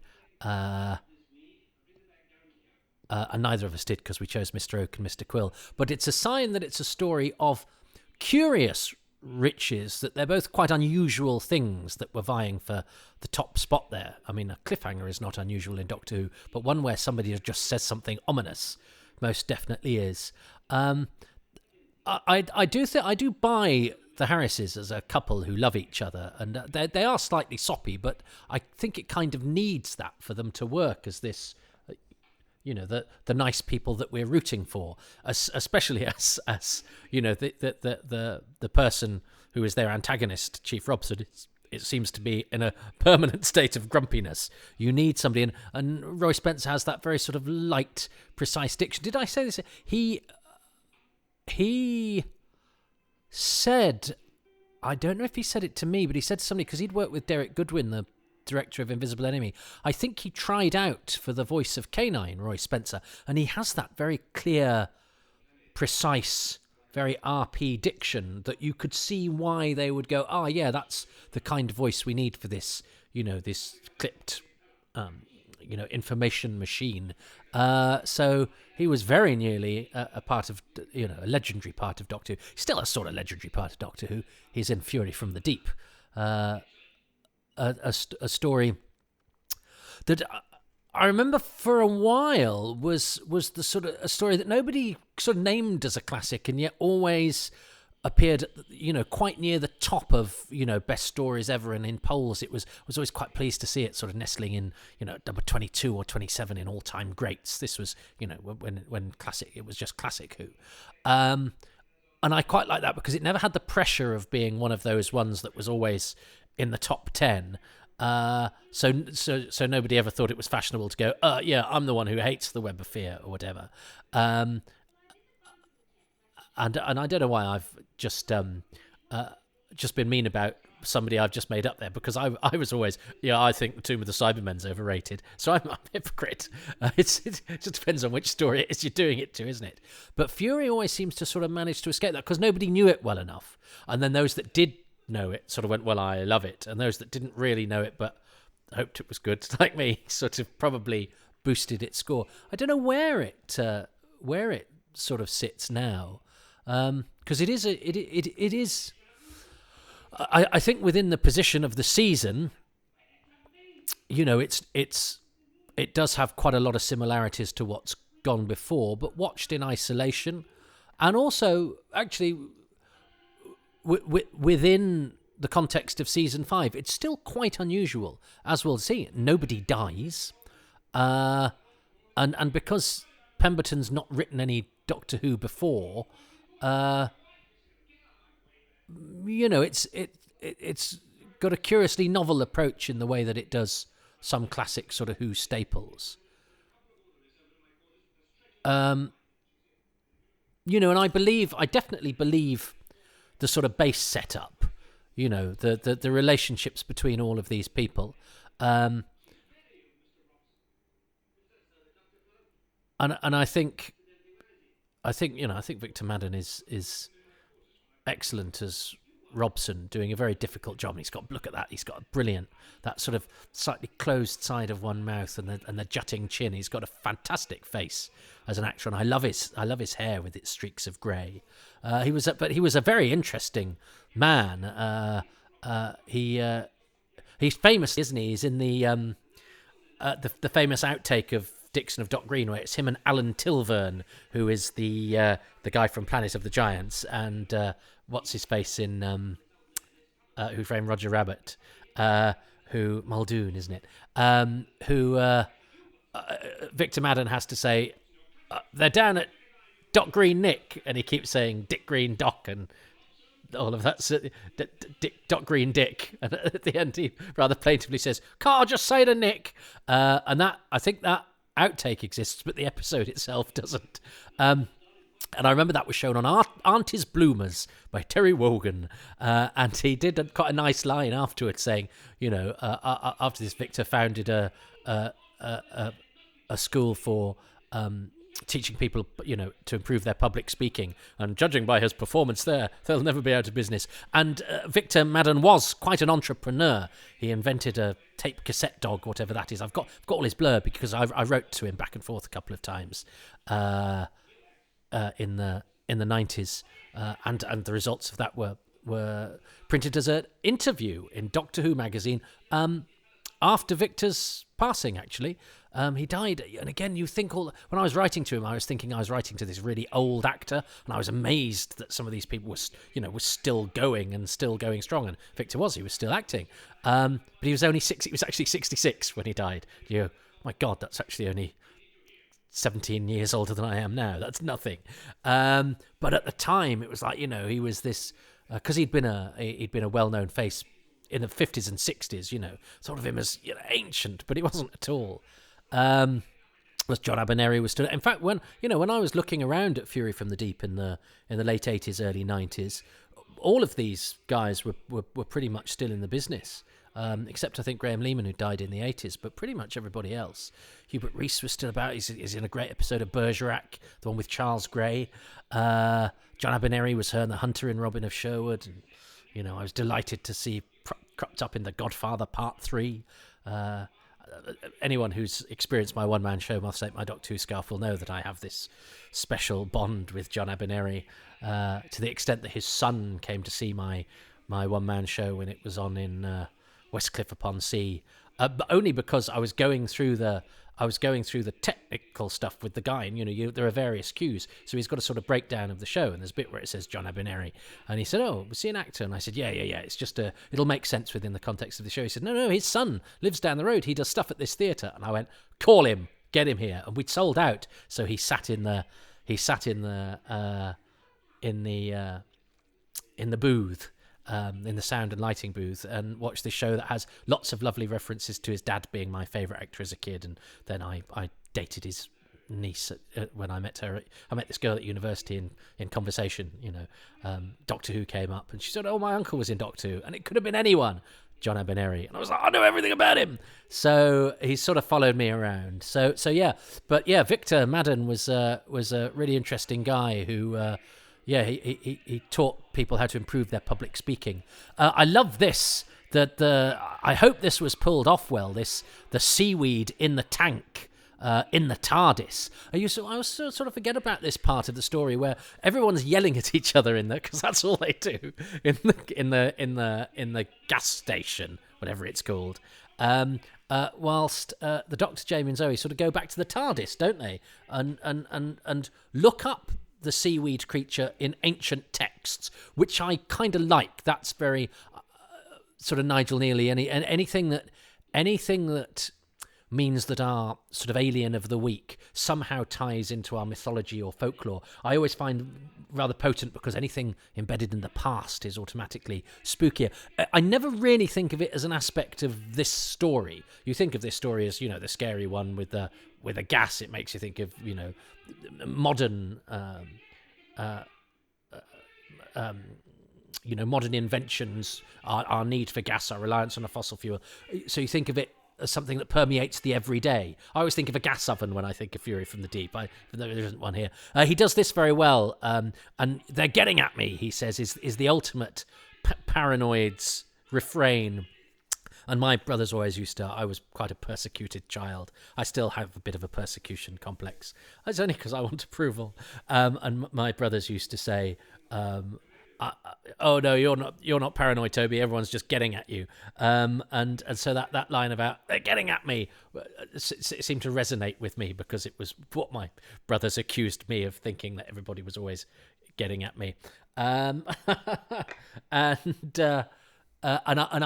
find that evocation of paranoia rather believable. It's slightly more, to me, sort of mundane and everyday than man cracks under the strain because he can't deal with because unlike Jarvis Bennett in The Wheel in Space, who's one of the most ludicrous characters in the whole of Doctor Who, this to me seems to be born of sort of more everyday strain. It's not, Robson's a problem before he's even having to accept or confronted with the idea of aliens. He's just a bit of a stubborn git. That does mean he's potentially a bit one note, because he starts at annoyance level 10 and hasn't really got anywhere else to go. He's annoyed before people start getting eaten by seaweed and breathing out gas. He's just annoyed he might have to turn something off. Just might have to turn a tap off, and he's furious. God, imagine what malevolent seaweed's going to do with him.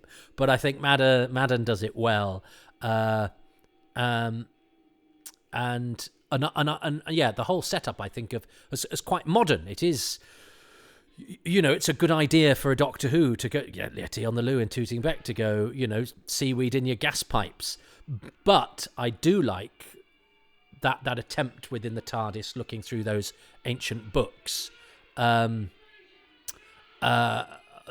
this malevolent seaweed might be something from ancient times, and anything that is that haunts ancient mariners, as it were, brings with it a certain resonance that, as I say, I don't really associate with this story, but I think it benefits from.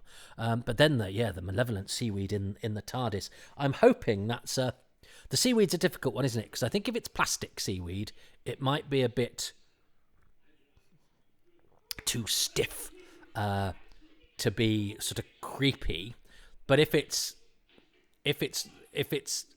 too limp, but look at that, because of course they have this seething mass of bubbling foam, and within that you've got visual effects man Peter Day with this kind of long tendrils, and if it doesn't look like a man waggling two long tendrils about whilst shuffling about like a bloke, if it looks like some of these pictures suggest, a kind of formless, shapeless thing thrashing about, I think it could be one of the most effective Doctor Who creatures ever. And looking at the way that Hugh David shot the Oak and Quill stuff, and looking at some of those pictures, and as I say, that one picture that we had that actually turned out to be a visual effects shot with this sort of foam and this sort of this malevolent surf wave sort of thing, cascading foam in its wake, but having a sort of shapeless malevolence to it.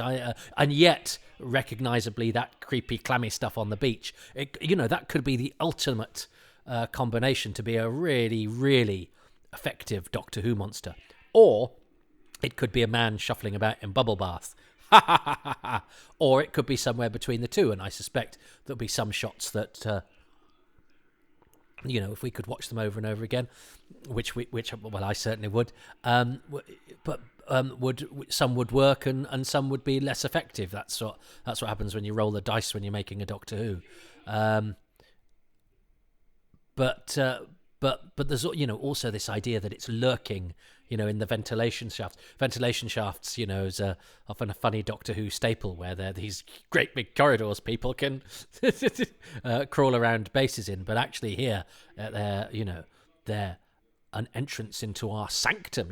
Robson had gone to shut himself into his room in order to escape the noise in his head, essentially, and wakes up to the nightmare of this stuff, feeding its way into his inner sanctum via the air conditioning, which is very creepy.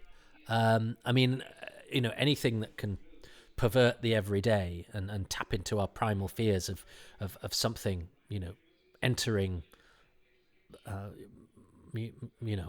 home, or the place, that the walls that we've built around us is great for Doctor Who. And this creature is unlike a Yeti trying to bang the doors down, or Cybermen smashing through things. This Ice Warriors trying to get in. They're all similarly shaped creatures. At least the weed creature here, can slither under doors and through grills and all of that, which I think makes it rather creepy. And so Van Lutyens is here, taking control. The mighty John Abineri, who rather delightfully, in the Radio Times, it was the first Radio Times I went to look at when I was in Birmingham Library, and I just went to look through old Radio Times. That was a day out when I was a boy, and flicking through and the first one I went to was the Radio Times entries for Fury from the Deep, and I was delighted because for episode 2 there was a picture of Victor Madden as Robson, and it's a picture that I don't think survives anywhere else. In fact, there are no pictures that aren't telesnaps of the speaking guest cast. There's a few of the extras dressed as technicians when some of the foam's bursting out and stuff like that, but I don't think there are any pictures of the human guest cast that aren't telesnaps. So thank goodness for John Cura. And they didn't exist when I was at or we didn't know they existed when I was in the Birmingham Library looking at the Radio Times. So we didn't know what any of these characters looked like, apart from the fact that we knew the actors because they were largely still about. But then for episode 4, and I noticed then, and I've mentioned my crossness when the releases get these wrong. This is not Doctor Who. It's not starring Patrick Troughton, Fraser Hines, and Deborah Watling. It is not. It is not. It is not.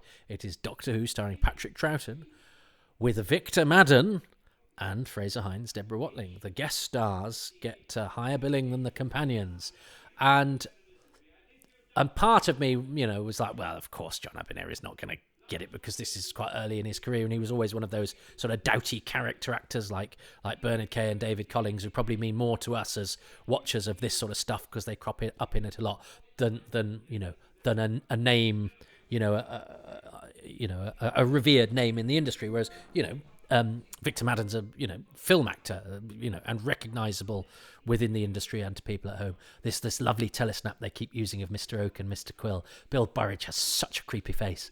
But for episode 3, it's suddenly, and it was almost like I'd willed it into being. I did episode 1, episode 2 is the picture of Victor Madden. I was like, I like the way that they do this. They put the guest cast first. That's the first inkling that I had that they did such a thing in the 60s. And then you get to episode 3, and it's suddenly starring Patrick Troughton with Victor Madden, John Abineri, and Fraser Hines, Deborah Watling. So I'd willed John Abineri's guest billing into being for this episode 3. Oh, and poor old Harris has lost Maggie. It's the female character being most susceptible is, I suppose, a bit of a 60s thing, but it does create, it means that Harris's eye isn't quite on the ball because he's worried about his wife, and we like her. She's a nice character. Here she is, and she's covered in the weed. And again, we've got some clips later of Robson with the weed sticking out of his sleeves, and it looks a little bit stiff. But then again, if it was too soggy, it would just dangle down. So it's a difficult one. What you really need is malleable weed writhing about, which is how you do it now, a bit like, Colony Surf or whatever, but you'd have the weed sort of moving around, and you can't do that with this. So what you do is you get good at that, but they're shooting on the beach, this sort of desolate beach that we have. And I know that that Hugh David said this cliffhanger was difficult to do because the water was quite shallow, and in the end, he had to make she'd walk out, and then she had to get down on her knees, and then she had to sort of lower herself down rather than walk impassively into the sea, which would have been ideal. And we don't know how that's worked, whether he cuts back to Robson, whether he changes that. We don't know how it's done, but hopefully it was as arresting an image as it feels like it is to me, because the rest of that stuff on film looks beautifully shot. I love having Robson in the foreground to the side of the picture and her receding smaller into the distance, and you have this cold, dark, threatening unknown of the sea on this sort of desolate, chilly beach. I think it's one of those cliffhangers where there's no peril to our regulars or anything like that. No particular story beat. Basically, Maggie's just going to go and join wherever the seaweed people are having their coral party or whatever it is they're doing. But in terms of the story, it's just an arresting image to sort of mark a story beat. Robson is now under control. Maggie is, Harris ain't gonna find his wife anytime soon. And what a wonderful image that is, and again a slightly off kilter cliffhanger, which means that I like it, because I've seen a lot of Doctor Who cliffhangers. So if it's one of the Doctor in peril, it needs to be a really good one. If it's one where the plot spins on an axis, it needs to be very artfully done. And then you get these ones which is just a moment that just makes you go, whoa. Last week it was John Abernethy just being spooky. It's down there in the darkness. And this time it's Maggie Harris walking impassively into the sea. And I love it for that. And in fact, because there's otherwise just quite a lot of arguing in the base between fine character actors, I am going to choose the cliffhanger.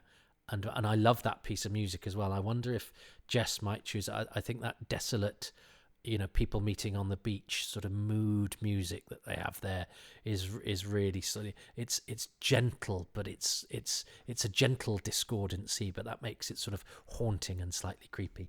But that adds to the impact of what is my favourite thing of the episode, which is the cliffhanger.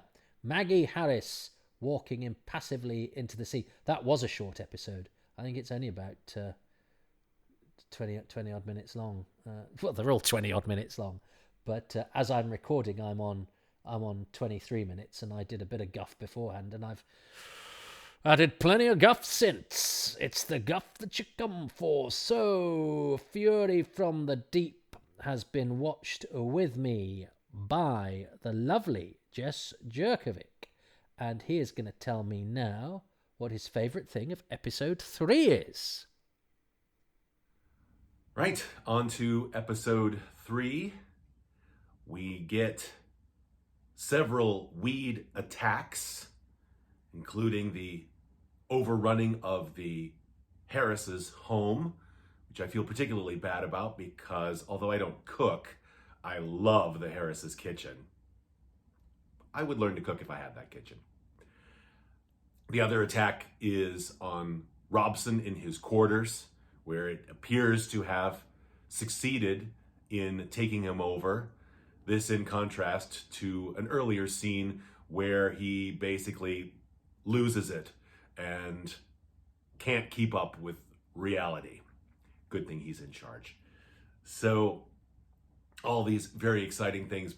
My favorite in episode 3 is partially the cliffhanger where Robson on the beach watches Maggie Harris walk into the sea. We hear the heartbeat, thumping sound. It's absolutely mesmerizing to think of this happening, wondering, has she just committed suicide? I mean, the whole thing is extremely frightening. And what does it for me is the music. This is my music choice. When I started doing the project, I actually started with a couple of recordings that existed. The Master's theme, The Fish People from the Underwater Menace. The third transcription I did was this music, this hypnotic, throbbing,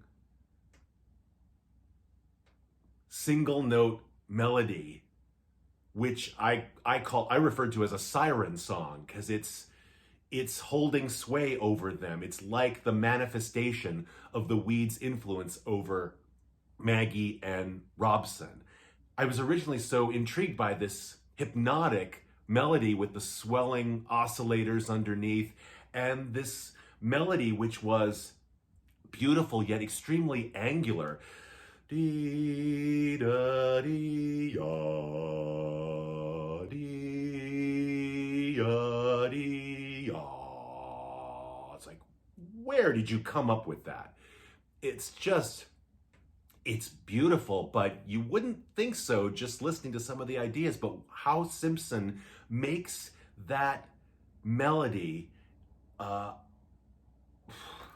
well, I had to transcribe it, and I did. It's episode 3 of the project if you get a chance to look at it.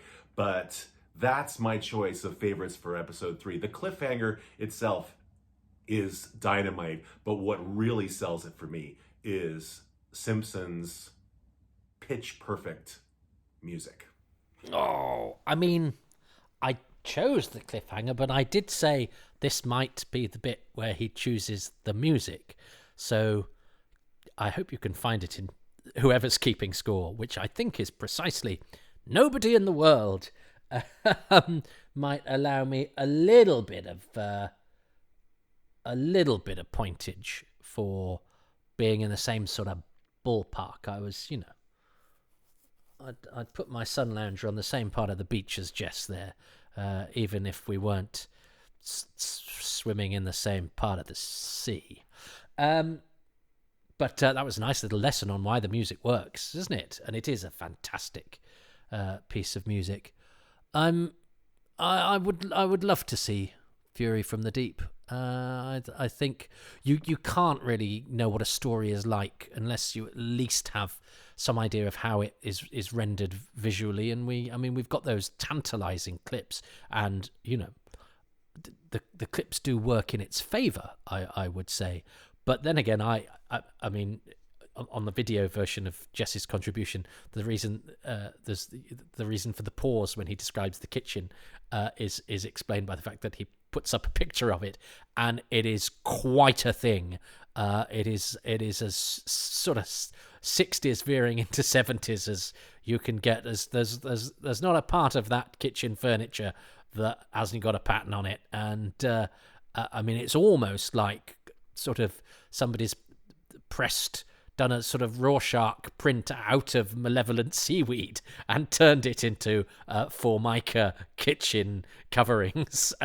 But certainly you could put a bit of seaweed on the kitchen top, and it would easily meld into the rather garish pattern the Harrises have chosen. And they seem like such an ordinary couple. Maybe things go on behind closed doors that are as sort of indulgent and over the top as their choice of kitchen decor. Who knows? Maybe the pampas grass outside has been obscured by foam, and if you know what that's a reference to, you're very naughty. And if you don't, it wasn't a good day when I found out, so you don't need to go there. Well, unless... Anyway, let's not get into that.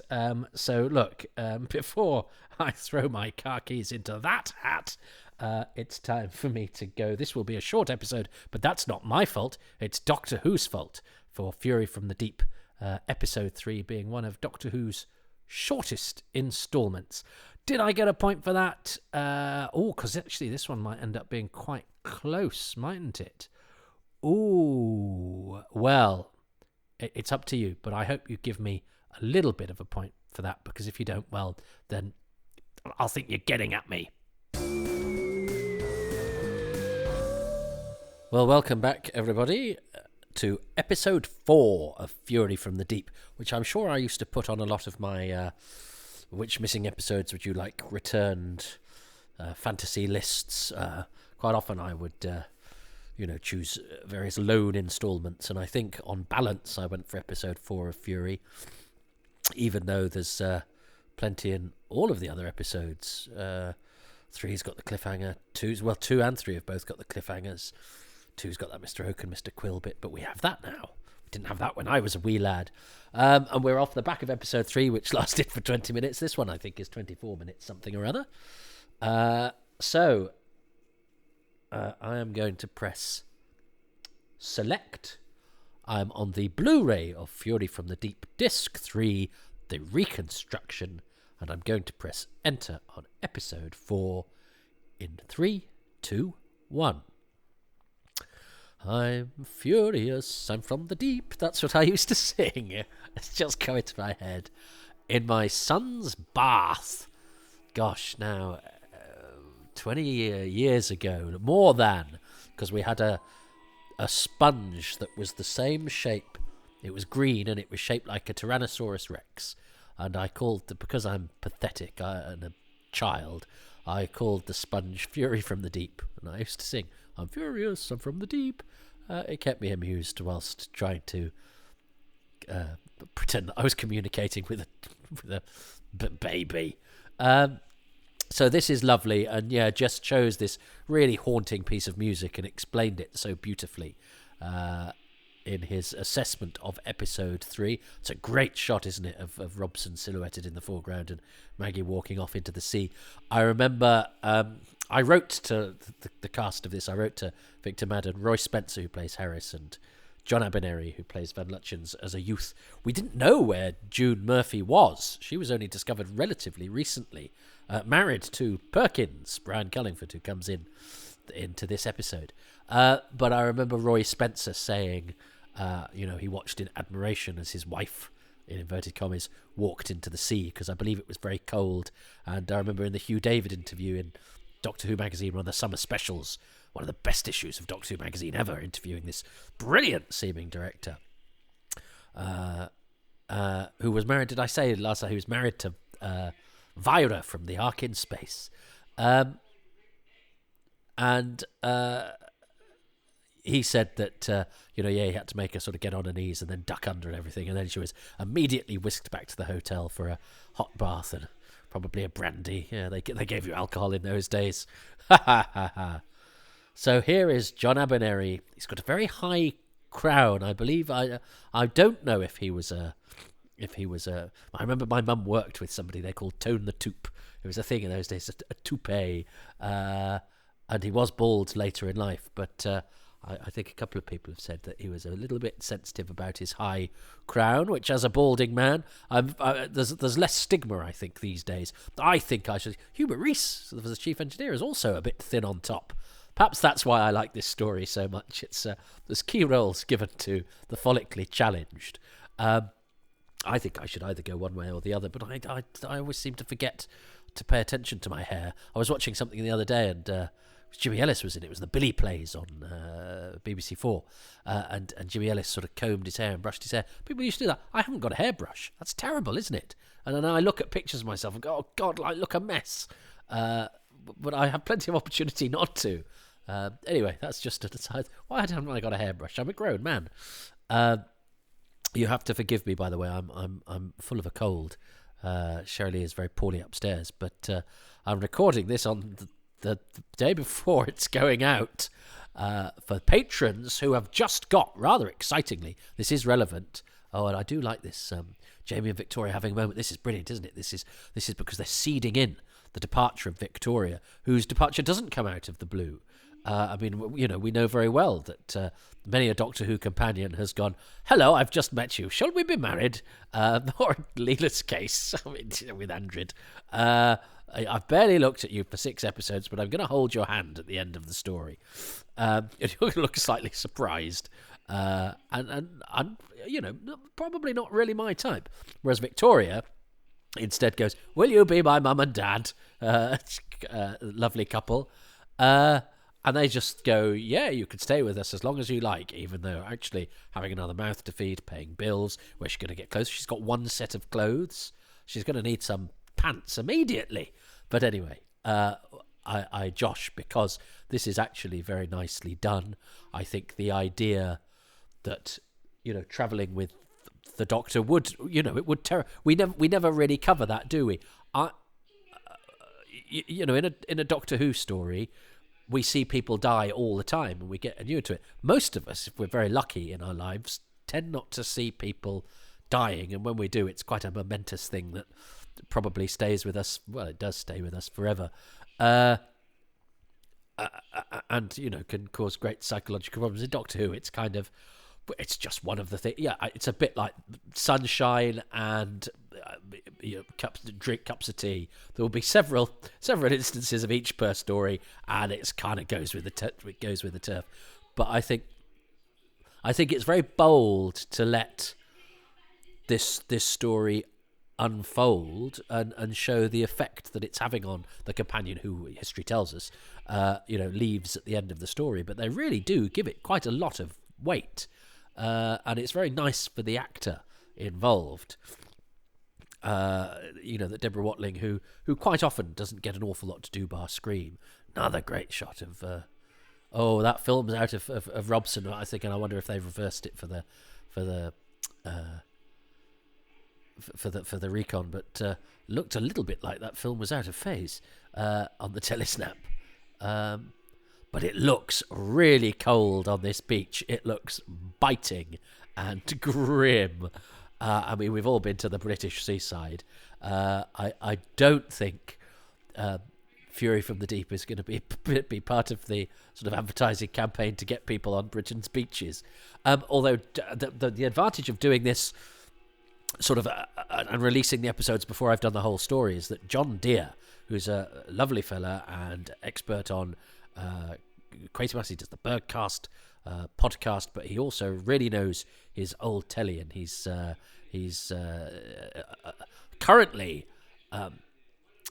absolutely embedded within the ghost stories for Christmas, the most famous one of which is, Oh Whistle and I'll Come to You, with Michael Hordern in stark black and white on a beach. And it's that beach. John tells me that is the beach from Fury from the Deep, so that is rather marvellous.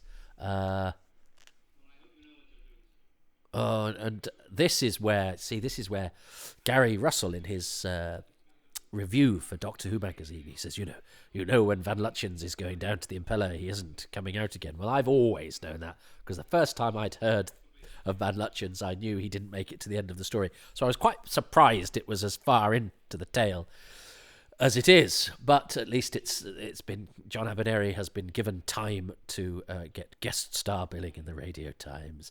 Mr. Oak and Mr. Quill, and that's very discordant. It's not an organ, is it? But it sounds like a sort of kazoo noise being played on the organ, and I don't know. It sounds a bit like Pob being dragged through a mangle and turned into music. But this is great, because this is the descending down, and then with the torch, and then this this. It's not a piano, is it? But it sounds like a sort of ghostly. It is a piano. You need Jess, but it's a sort of echoey piano, sort of slightly discordant. Discordant is very much the word for some of this music. And this looks great, because he's gone. It's nothing like a sort of inexorable descent down into trouble. Harris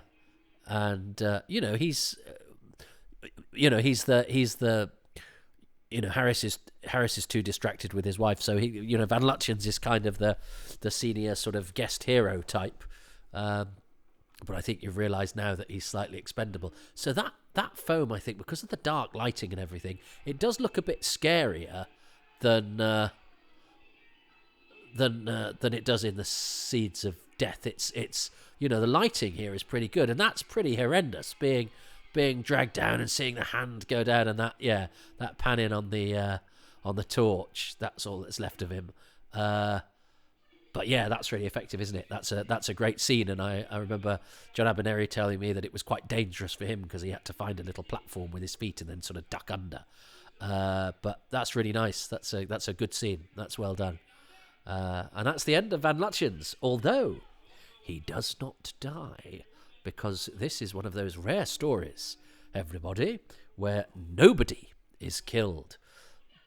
It's still, I think, regarded as one of the scariest of all of the Doctor Who stories, and it just goes to show you don't need vast numbers of victims to make something scary. It's the threat, it's the heartbeat, it's the suggestion, it's the menace, and I suspect, we don't know, but I suspect it's the direction as well. I think Hugh David seems to have infused the thing with atmosphere and an unsettling vibe. Although it has to be said, there is one person I know who watched this at the time who said they found it a bit boring. But then again, there are stories that I watched as a kid that I found a bit boring that I now think are absolutely marvellous. So that's don't trust the kids. So yes, I was talking before about Victoria getting a really decent slice of the action. It's a very strange story, this, isn't it? I'm not, I think when I did it for Running Through Corridors, I slightly worried, or I slightly felt it was a bit too similar to what had gone before. But I actually think in its sort of story beats and aspects like Mr. Oak and Mr. Quill, who are not like anything really in this season, or really in much of Doctor Who. I think this is a story that's quite difficult to quantify. It feels like it's the template of the base Under Siege, but it has the domesticity of the Harris's house, and Mr. Oak and Mr. Quill going into somebody's bedroom, invading a sort of flat that has a kitchen and sort of recognisable home life, with a lovely couple, the Harrises, who are a very normal couple, and I think deliberately drawn as quite a sort of normal, kind, likeable, nice couple.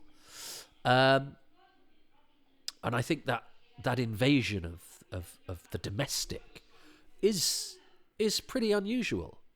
Is it, in fact, the first sort of person's house? We've seen Sir Charles's house, but he's a minister, and his house is quite smart in the War Machines, isn't it? But just to go into a sort of ordinary couple's house and then find,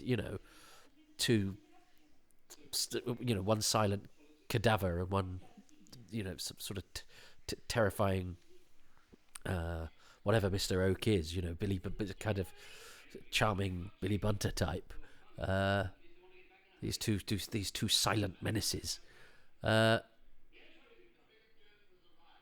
yes, and this story is also quite personal to me, as I think I've said earlier. This was where I suddenly felt like I possessed Doctor Who sort of in my own way. Do you know what I mean? I'd staked a claim for this story, not over anybody else, but that where I felt satisfied in my own sort of love for a particular manifestation of the program. Even though, as it turned out, I knew so little about it, I didn't even know what some of the characters looked like. But I felt there was something that I'd sort of discovered and taken ownership of, and was special to me. And as I say, the actors kept sort of leaping into my life in strange, different places. Now here's Margaret John as Megan Jones, who returns to Doctor Who in The Idiot's Lantern, which I've just done as a bonus, Happy Times and Places.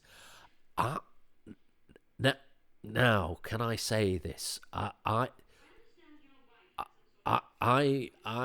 think Patrick Troughton and Margaret John got on quite well during the making of Fury from the Deep, from what I've picked up from people to whom I have spoken, and I shall leave it at that. But she's a very strong female character, and I wonder why there's a Welsh vibe going on, because Hugh David was Welsh, the director, but he's not cast a Welsh actress, Margaret John, just out of nowhere, because Megan Jones is obviously a very Welsh name. So I wonder why there's a Welsh vibe. We often think of the Green Death as the Welsh story, and then Delta and the Bannermen, and then of course Doctor Who finds its home in Wales. But there's a bit of a there's a bit of a Welsh thread running through this, and Megan Jones is a good character. And I like the history that she has with Robson. That to me creates a real world, and a real. I do find the world building that Victor Pemberton has done with this, where people's sort of friendships and relationships are. He doesn't go overboard with them, but he underlines them with a kind of a realism, a verisimilitude. I know is a word I overuse. Or I went through a phase of overusing it. I don't think I've used it that much recently. Stephen Shapansky and the Radio Free Scarrow Boys used to always pick me up on verisimilitude, so I think I maybe hypnotised myself not to use it anymore. So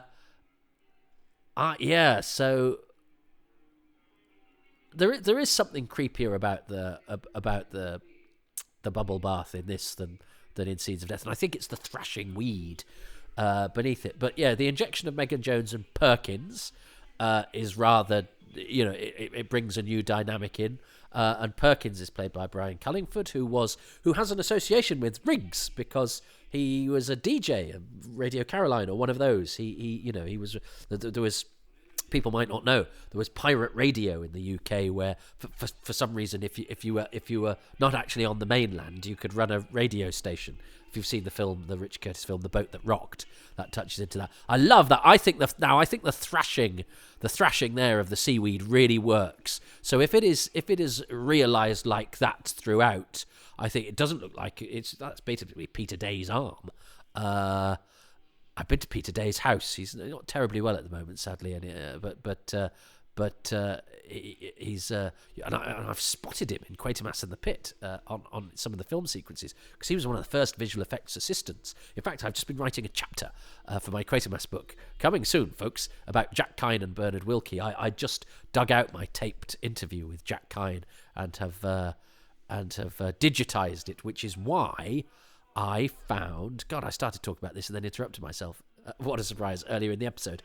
I found a tribute to Patrick Troughton from Radio 4, done by Jack May, General Hermack in the Space Pirates, who was a mate of Troughton's and was a Radio 4 star because he was Nelson Gabriel in The Archers, who I remember having a brilliant line once when he'd done his dialogue or whatever, and then some two other characters were having quite an intimate conversation. So to make his escape, he sort of said, "I think I've become surplus to requirements," and I do like the idea of being surplus to requirements. I can do a Jack May. I can't do many impressions, but I think I can do a Jack May. "We are going to be too late again," but he does a tribute to Patrick Troughton, and he so I digitized it because I wanted to digitize some of the interviews, the priceless interviews I've done with Doctor Who and Quatermass people over the years. Because, of course, I sometimes wake up in a cold sweat at night because I've got a cassette, and I think, what happens if somebody wipes it? And I did actually lose one. I lost one that was a tape with the designer Clifford Hatts of Quatermass in the Pit. And I still have sleepless nights about that. I had backed it up, and I still do have a backup copy, but the fact that I lost the original, just like, well, how come? And I know when I lost it, I was transcribing it at a friend's flat when I was at university, and I think I must have left it there, and then he didn't know where it was. Anyway, so this precious stuff. I mean, yeah, well, no, it's appropriate, isn't it? Because I'm talking about 6 episodes here that we can't see any of because people accidentally... Somebody took Fury from the Deep to their mate's house and left it there. If only it had been that sort of carelessness rather than wanton destruction. Would that make it better? I don't know. I like the way Victor Madden does this. But it does strike me that he's already done something quite similar. Because he had that. Because I remember talking about how much I like that bit where he said that they're getting at me. So there are, and I know that the Chief and Van Lutjens have had sort of, back and forth 2 episodes in a row. So much as I love this, I think I can understand the people who go, there's a bit of sort of similar back and forth, and the introduction of Megan Jones and Perkins. May change the dynamic slightly, but it doesn't really affect the story particularly. She has the nice bond with Robson that we see later on, which I think is very, very effective. But she doesn't really shift the plot. She advocates blowing up the rigs and all of that sort of stuff, but from a position of authority. But I mean, one of the others could really do that. But strong female character in the Troughton era, good thing. So yes, and Perkins, her factotum, who doesn't do an awful lot, does, however, as was it Richard Straw in my? I think it was you, Richard, wasn't it? Who picked up on my reference to pampas grass and said that what are Maggie Harris and Perkins getting up to, because Brian Cullingford, who played Perkins, meets June Murphy, who plays Maggie Harris in Fury from the Deep, and if they hadn't been cast in this Doctor Who story, they wouldn't be married to this day. Isn't that lovely? All these years later, there's a married couple, they're both still around. I've never had the pleasure, actually. I emailed back and forth with Brian, but he seems quite a busy man, and they're always moving house, it seems. And as I say, the BBC hadn't traced June for years and years, because I think she's now called Laura. Oh, I love this. Here's Chief Baxter, played by Richard Mays, the fine classical actor Richard Mays, who, as I say, was doing loads of great theatre when I was learning about Fury from the Deep, and the Guardian National Theatre Reviews seem to have Richard Mays playing key roles all the time. And all he does in this is sort of appear on a screen and get dragged off. But I am a sucker for a scene in Doctor Who where somebody's on a screen and gets dragged off. I love that bit in the Macra Terror. There's something about not being able to help someone. There's something about watching somebody, imperiled on a screen and you can't do anything about it, that I think really speaks. It's sort of almost dreamlike, isn't it? Where quite often you'll be in a situation you think, oh, I can help, and then something will impede it. Your hands turn to jelly, or your feet are in custard, or whatever. That idea of being the person being tangible and then being really, really close, but divided to enough that you can't actually interact or do anything and can just look helplessly on. And that's a beautiful Doctor Who-y thing. That's the sort of stuff you get in Doctor Who that is just, I just love. It's familiar, and yet it never fails to be exciting and compelling and moving and all that. This is a lovely scene where Jamie thinks Victoria's dead. The material for the companions in this story is very, very good. I love Fraser Hines. He's and I don't miss this to sound the wrong way. He's a real pro. He's always on point. He's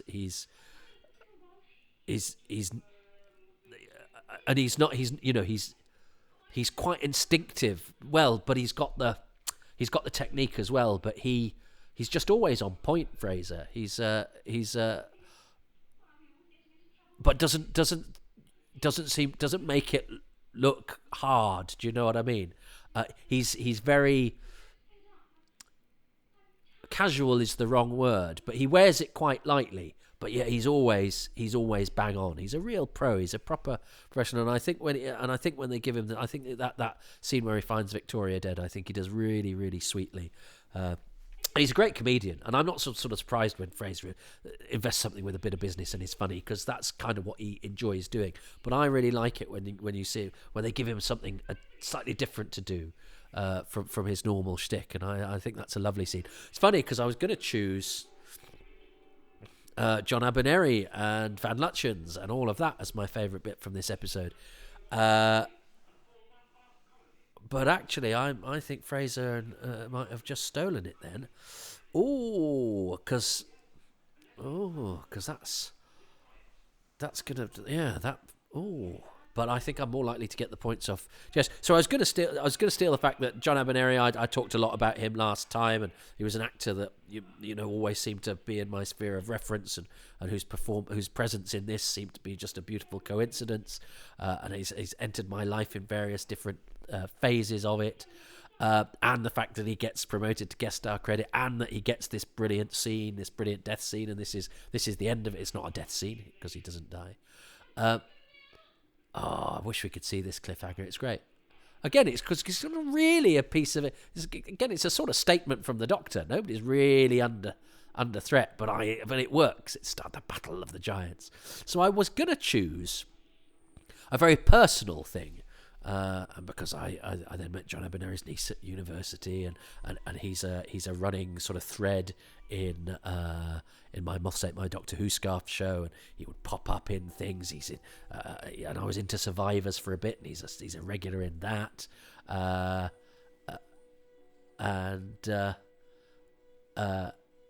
he's the butler in the famous Ferrero Rocher commercial,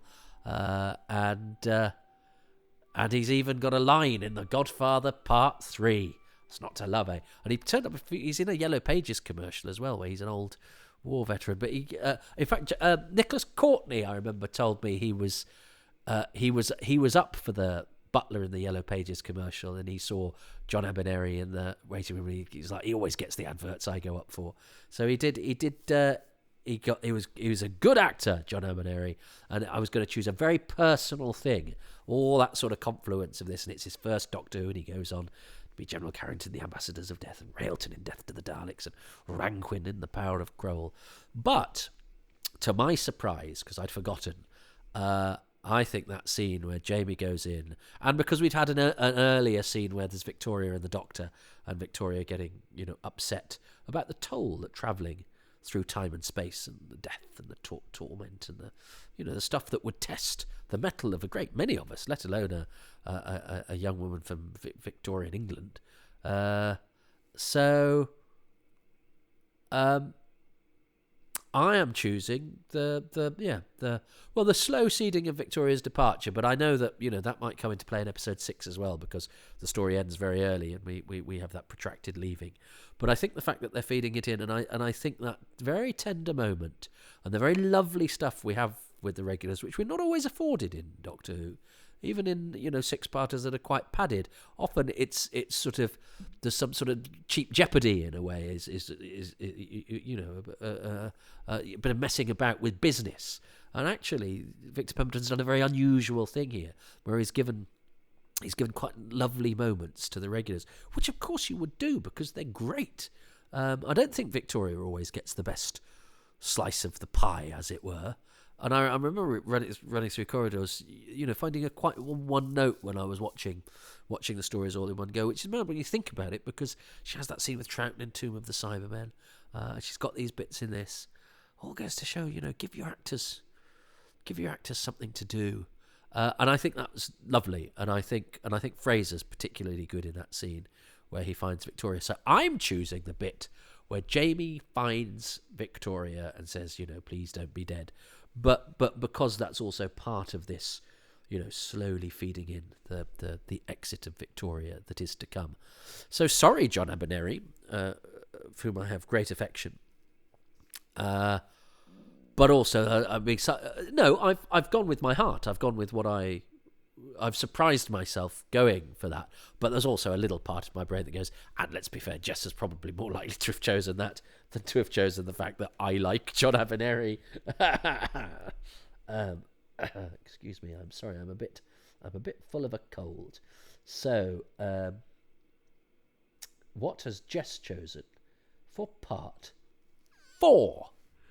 Okay, on to episode 4, where things are really starting to heat up or foam up. We get a lovely scene of Jamie believing Victoria is dead. There are several nice scenes of character-driven action, and I really like that scene in particular. I love the horror of Chief Baxter being pulled away by weeds on the monitor. Depending on what that looked like in real life, it could be filling you with terror or filling you with giggles. I choose terror. There's also the incredible line that Patrick Troughton gets to deliver in the cliffhanger to episode 4. It's begun, the Battle of the Giants, which I totally don't understand, and I think is the sort of line that only could be delivered as the cliffhanger of a television show. My favorite thing in episode 4 is the impeller shaft scenes. First, where Van Lutyens goes down to explore, and later where the Doctor and Jamie go after him. It's just still, it's dark, and then all of a sudden there's this eruption of foam and weed from the shaft, and Van Lutyens gets pulled down. Again, thank you, censors. We can see this clip. Yeah, he's being attacked by dish soap, but it's overwhelming. It's literally overwhelming, I think. It's utterly frightening and horrific. And I love that scene. Then I love the doctor and Jamie coming down, hope to find him. They don't. They too get almost swallowed up by the foam. I just love the surrounding. I love the sound of it. I love the claustrophobia. I almost chose this as my music choice because I also tried to transcribe the music from these scenes. Thank you, Blu-ray. Some of the existing tracks from the story are heard on the photo gallery section of the Blu-ray release. And yes, quite a bit, if not all, of the soundtrack to Fury from the Deep exists, and I am desperate for it to be released.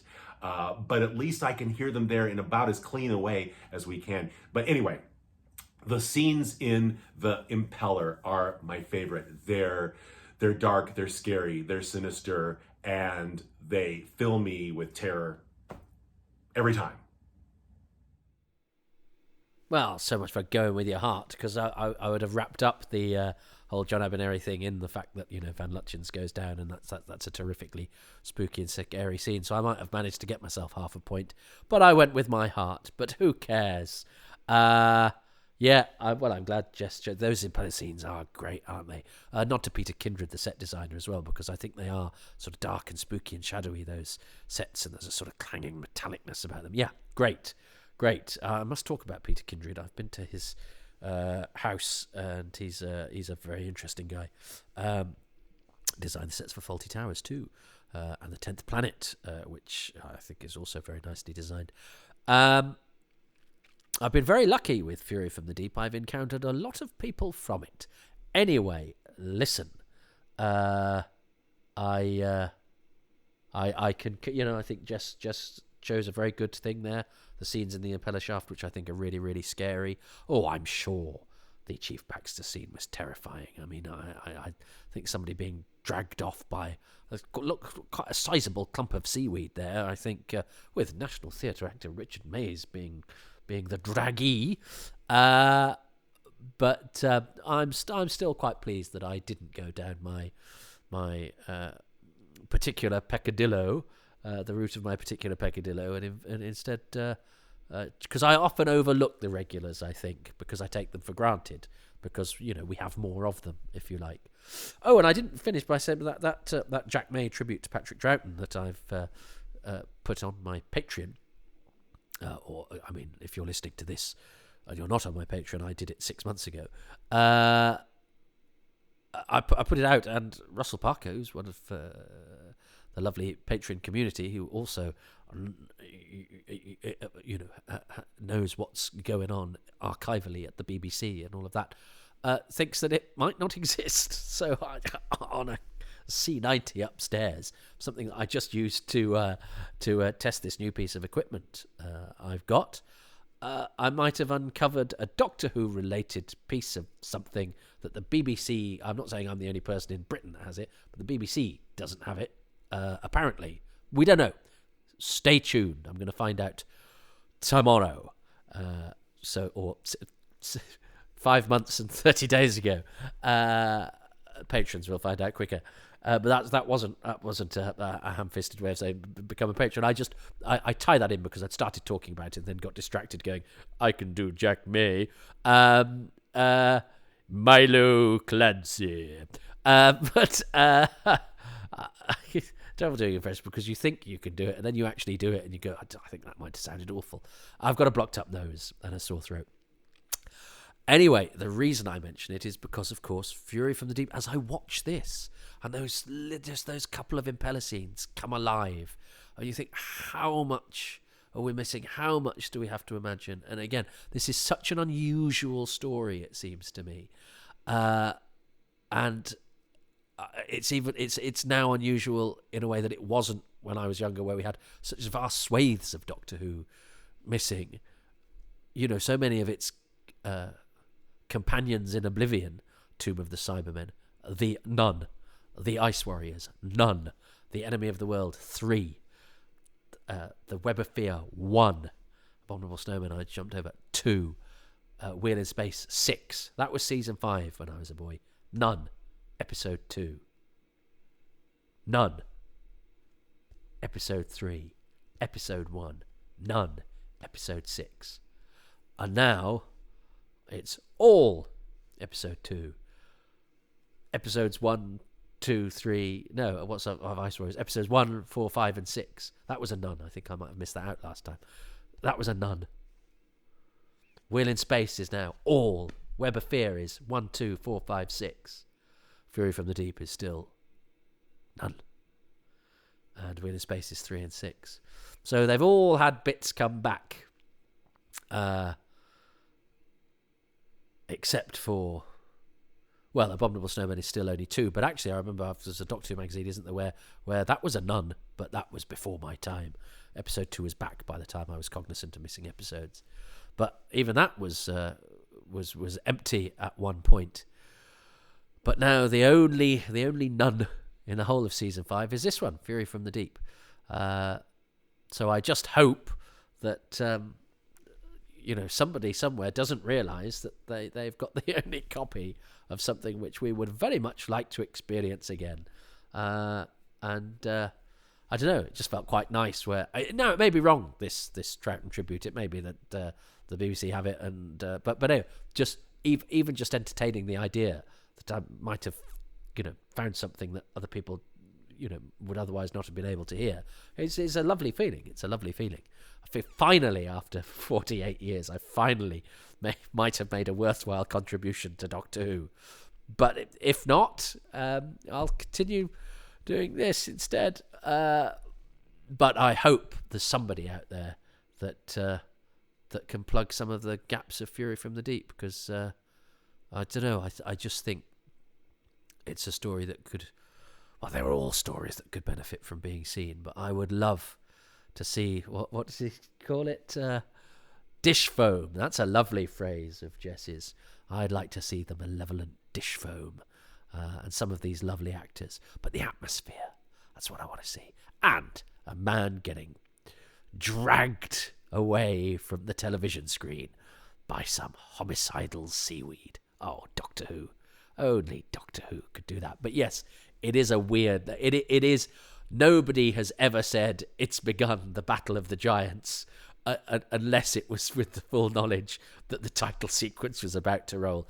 I would like Victor Pemberton to have written some more, because his idea of a cliffhanger just seems to be, I'm going to get somebody to do something now because it's the cliffhanger, rather than because of any sort of story reason or jeopardy. But I kind of like that. But yeah, it is very much you wouldn't say that in any situation, would you? There's some seaweed at the glass. Hang on, I will make a statement about this that is one of import and great weight. Are you doing that for any reason? I've got a feeling we're reaching the end of an episode, which is what we're doing now. So it's ended. The podcast of doom. Well, welcome everybody to episode 5 of Fury from the Deep. And the disadvantage for patrons currently is that I'm watching this almost in real time, like an episode a week, whereas normally they get one of these every other day. So patrons of having the release of this mixed up with whatever I can find in my sock drawer. Fortunately, in my sock drawer are lots of cassettes with ancient recordings on that I've converted to MP3 and include Jack May's tribute to Patrick Troughton on Radio 4 from when he passed away, and various bits and bobs. Anyway, that's all happening over in Patronville. Well, it happened over in Patronville probably around 6 months ago, whereas you, if you're not a patron, are listening to this, and all that's I'm currently a bit under the weather, and Sheridan's very poorly too, so I've not been recording these as frequently as I would like.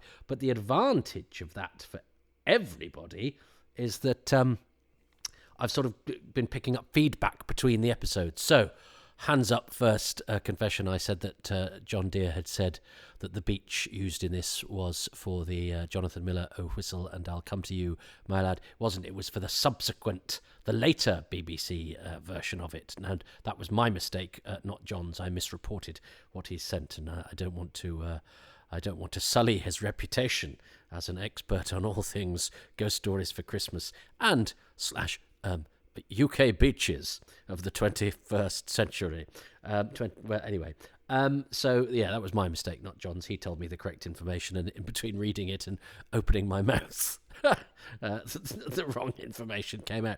Happens more and more frequently these days.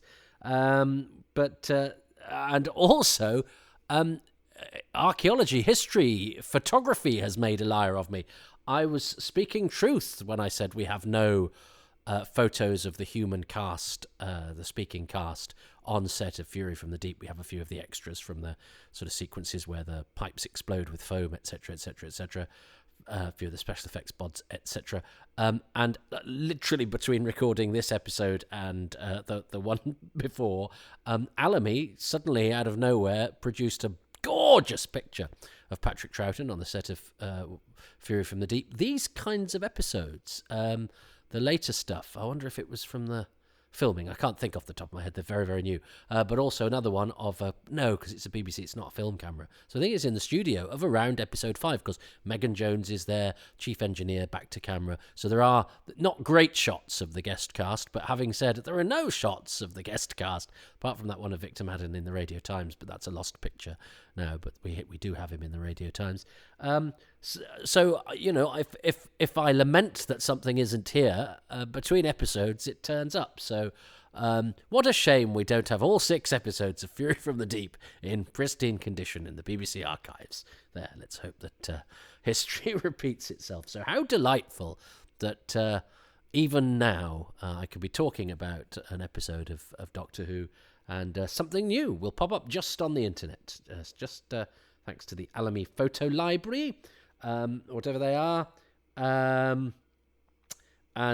Yes, John Deere points out, because we left the action on episode 4 of Fury from the Deep with Doctor Who saying it's begun the Battle of the Giants, because he realised it was the end of the episode. And as John said, there is a Dad's Army episode called The Battle of the Giants. So we can. It is possible to envisage a time where one will say that, even though I said at the end of last week I can't imagine a time where I'd say that. So yes, if I hike up my Dad's Army DVD box set, I could, just before I press play on that particular episode, or just after I've pressed play, say it's begun, the Battle of the Giants. Yeah, David Gillespie points out that Tom Baker calls Mr. Oak and Mr. Quill on the audio cassette of this a psychotic Laurel and Hardy. It's did Eric Saywood write the linked narrations of those? He did some of them, not all. But that's a good line. Psychotic. I don't know why I didn't think of Laurel and Hardy last week. I mean, they've been compared to that before, and rightly so. And I think I was all over the place trying to think of something saying and didn't alight upon the obvious one. It's sometimes the case when one's mouth is in overdrive doing this, trying to fill a vacuum of one's own silence, that the obvious, apposite, and indeed intelligent thing to say doesn't come. That's just the nature of the beast. And so, look, let's see if we can get to episode 5. Nigel Bromley says he wonders if Oak and Quill were the template for Winton Kid from Diamonds Are Forever. Well, I suppose Mr. Quill could be Crispin Glover's dad. Maybe they were. Let's see if we can find all sorts of exciting things to say as we froth at the mouth for episode 5. So I'm going to press play in 3, 2, 1. So yeah, I've really drawn this out. I think I was worried it would be a difficult one to talk about, even though it's got lots of very personal things to me, but I don't think that's necessarily very interesting to you guys. And also because I was stung when we did Running Through Corridors, and I found it tricky It wasn't this recon. This is obviously the one that's been done for the Blu-ray, but the previous recon was very good. Yes. So Troughton's very good at this sort of dramatic stuff, isn't he? He's very good at the making it all seem, deeply vital and important and threatening, even though essentially all they're doing is they're staring at a pipe with an inspection window. But that's the stuff of good sci-fi, isn't it? I mean, it's a bit like Quatermass 2 at the end of episode 4 of that. Quatermass opens an inspection hatch, and inside is a throbbing mass of not seaweedy tentacles, but not dissimilar. Jack Kyne's hand dressed in latex and thrashing about in a bit of dry ice.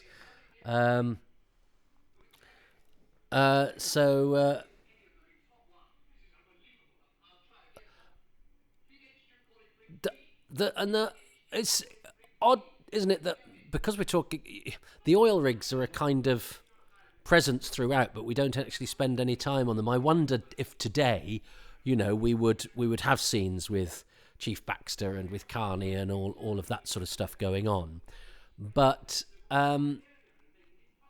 actually, the fact that we're largely confined to here, means that we have, being cut off gives the sense of, even though it's the rigs that are the ones that are isolated, being cut off and unable to speak to the people you want to speak to, and of having to imagine what's happening to them is, the sort of noises off kind of threat that makes us use our imagination, which is part of the stock in trade of Doctor Who.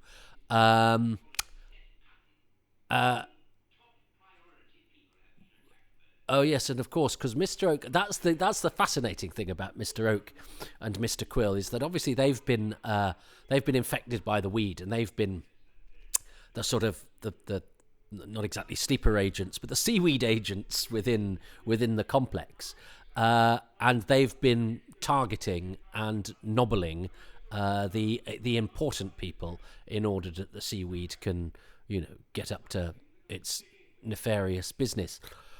But that means that Mr. Oak and Mr. Quill, I mean, they're this glorious psychotic Laurel and Hardy. I quite liked Tweedledum and Tweedle Cadaver. But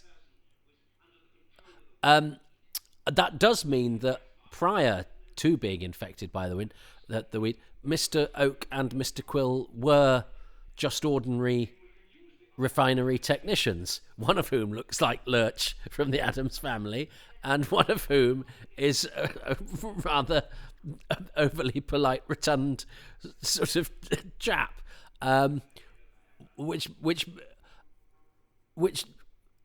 and look, they've got that wonderful silhouette. They're a great looking pair. They are really, but they are very incongruous. They don't quite exist outside the confines of this story, and I don't mind that at all, because I think they are a very, very effective and spooky presence and a great double act. But they are unusual. They are a tip into the surreal, which is quite unusual for this period in the show's history. They're a sort of bold left field maneuver that we don't really talk about. I think it's always discussed that they're effective and that they're I know one of Gary's criticisms of the book in that so influential on me, that Doctor Who magazine review of the book, saying they kind of disappear, which is a shame because they're such an important presence, and they do. This is their last episode, and I mean, Quill gets overcome, he gets defeated, but Oak just vanishes, never to reply to a letter I sent him. He was very old though by then, but we're still working, John Gill, still working right up to it.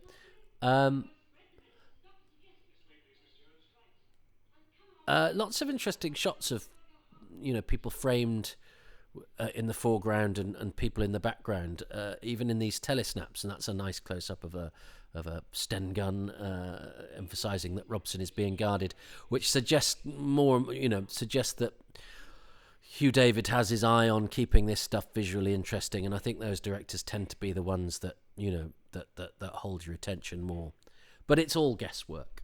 But yeah, Mr. Oak and Mr. Quill being this slightly strange double act, meaning for all of this, the plausibility here, and I think that it is a very realistic setup, and much more realistic than the setups in sort of all of the other stories this season, or perhaps the most accessible, apart from / alongside the Web of Fear, which I think has its militaristic setup, is painted very well. I mean, you have the comedy, the slightly sort of anxious comedy relief in Chorley. He's a slightly larger than life character, and Travers as well. But all the soldiers are, there's no idiosyncratic characterization going on. Oh well, apart from Driver Evans, ha ha ha. But still, it's sort of plausible and earthy, and this is, it's all a very serious intent here, and not trying to be sort of space age, as Tomb and Wheel have that, and Enemy of the World has the sort of futuristic thing going on. This is, I like the relationship between these two, Robson and Megan. You believe that they've got a past. I think in the book, doesn't he? There's a suggestion that he's lost his family in a car crash, or he's lost his family a few years earlier.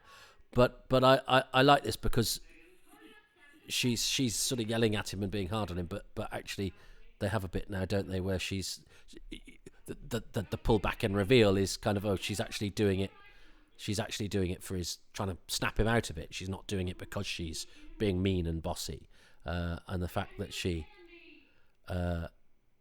calls him John. And now I'm sure in the book, his name tag says Robson SR maybe, or something, because I remember when she calls him John later, which is obviously in the script. By the time Victor Pemberton got to that bit, he'd forgotten that he'd just casually, when he'd had somebody spot the name tag, given him a different Christian name. But then again, or a suggestion of a different Christian name. But now sometimes people's names that we call them are not what their first name is. But I think that's more a mistake in the book. There's a few of those that stick in mind. There's one in the, I'm sure I've mentioned it on this podcast before, the Robots of Death, when they have the tall, lean Cass on the bridge after he's died. But yeah, I'm sure Robson's name badge he's not Robson J. I think Fraser and Deborah Watling are really rising to the occasion with this. Here's another shot of Jamie and Zoe, or Jamie and Victoria, of two people in the foreground and somebody much further back. Seems to be a nice little trademark of Hugh David, that, which I'm more than happy to see him doing.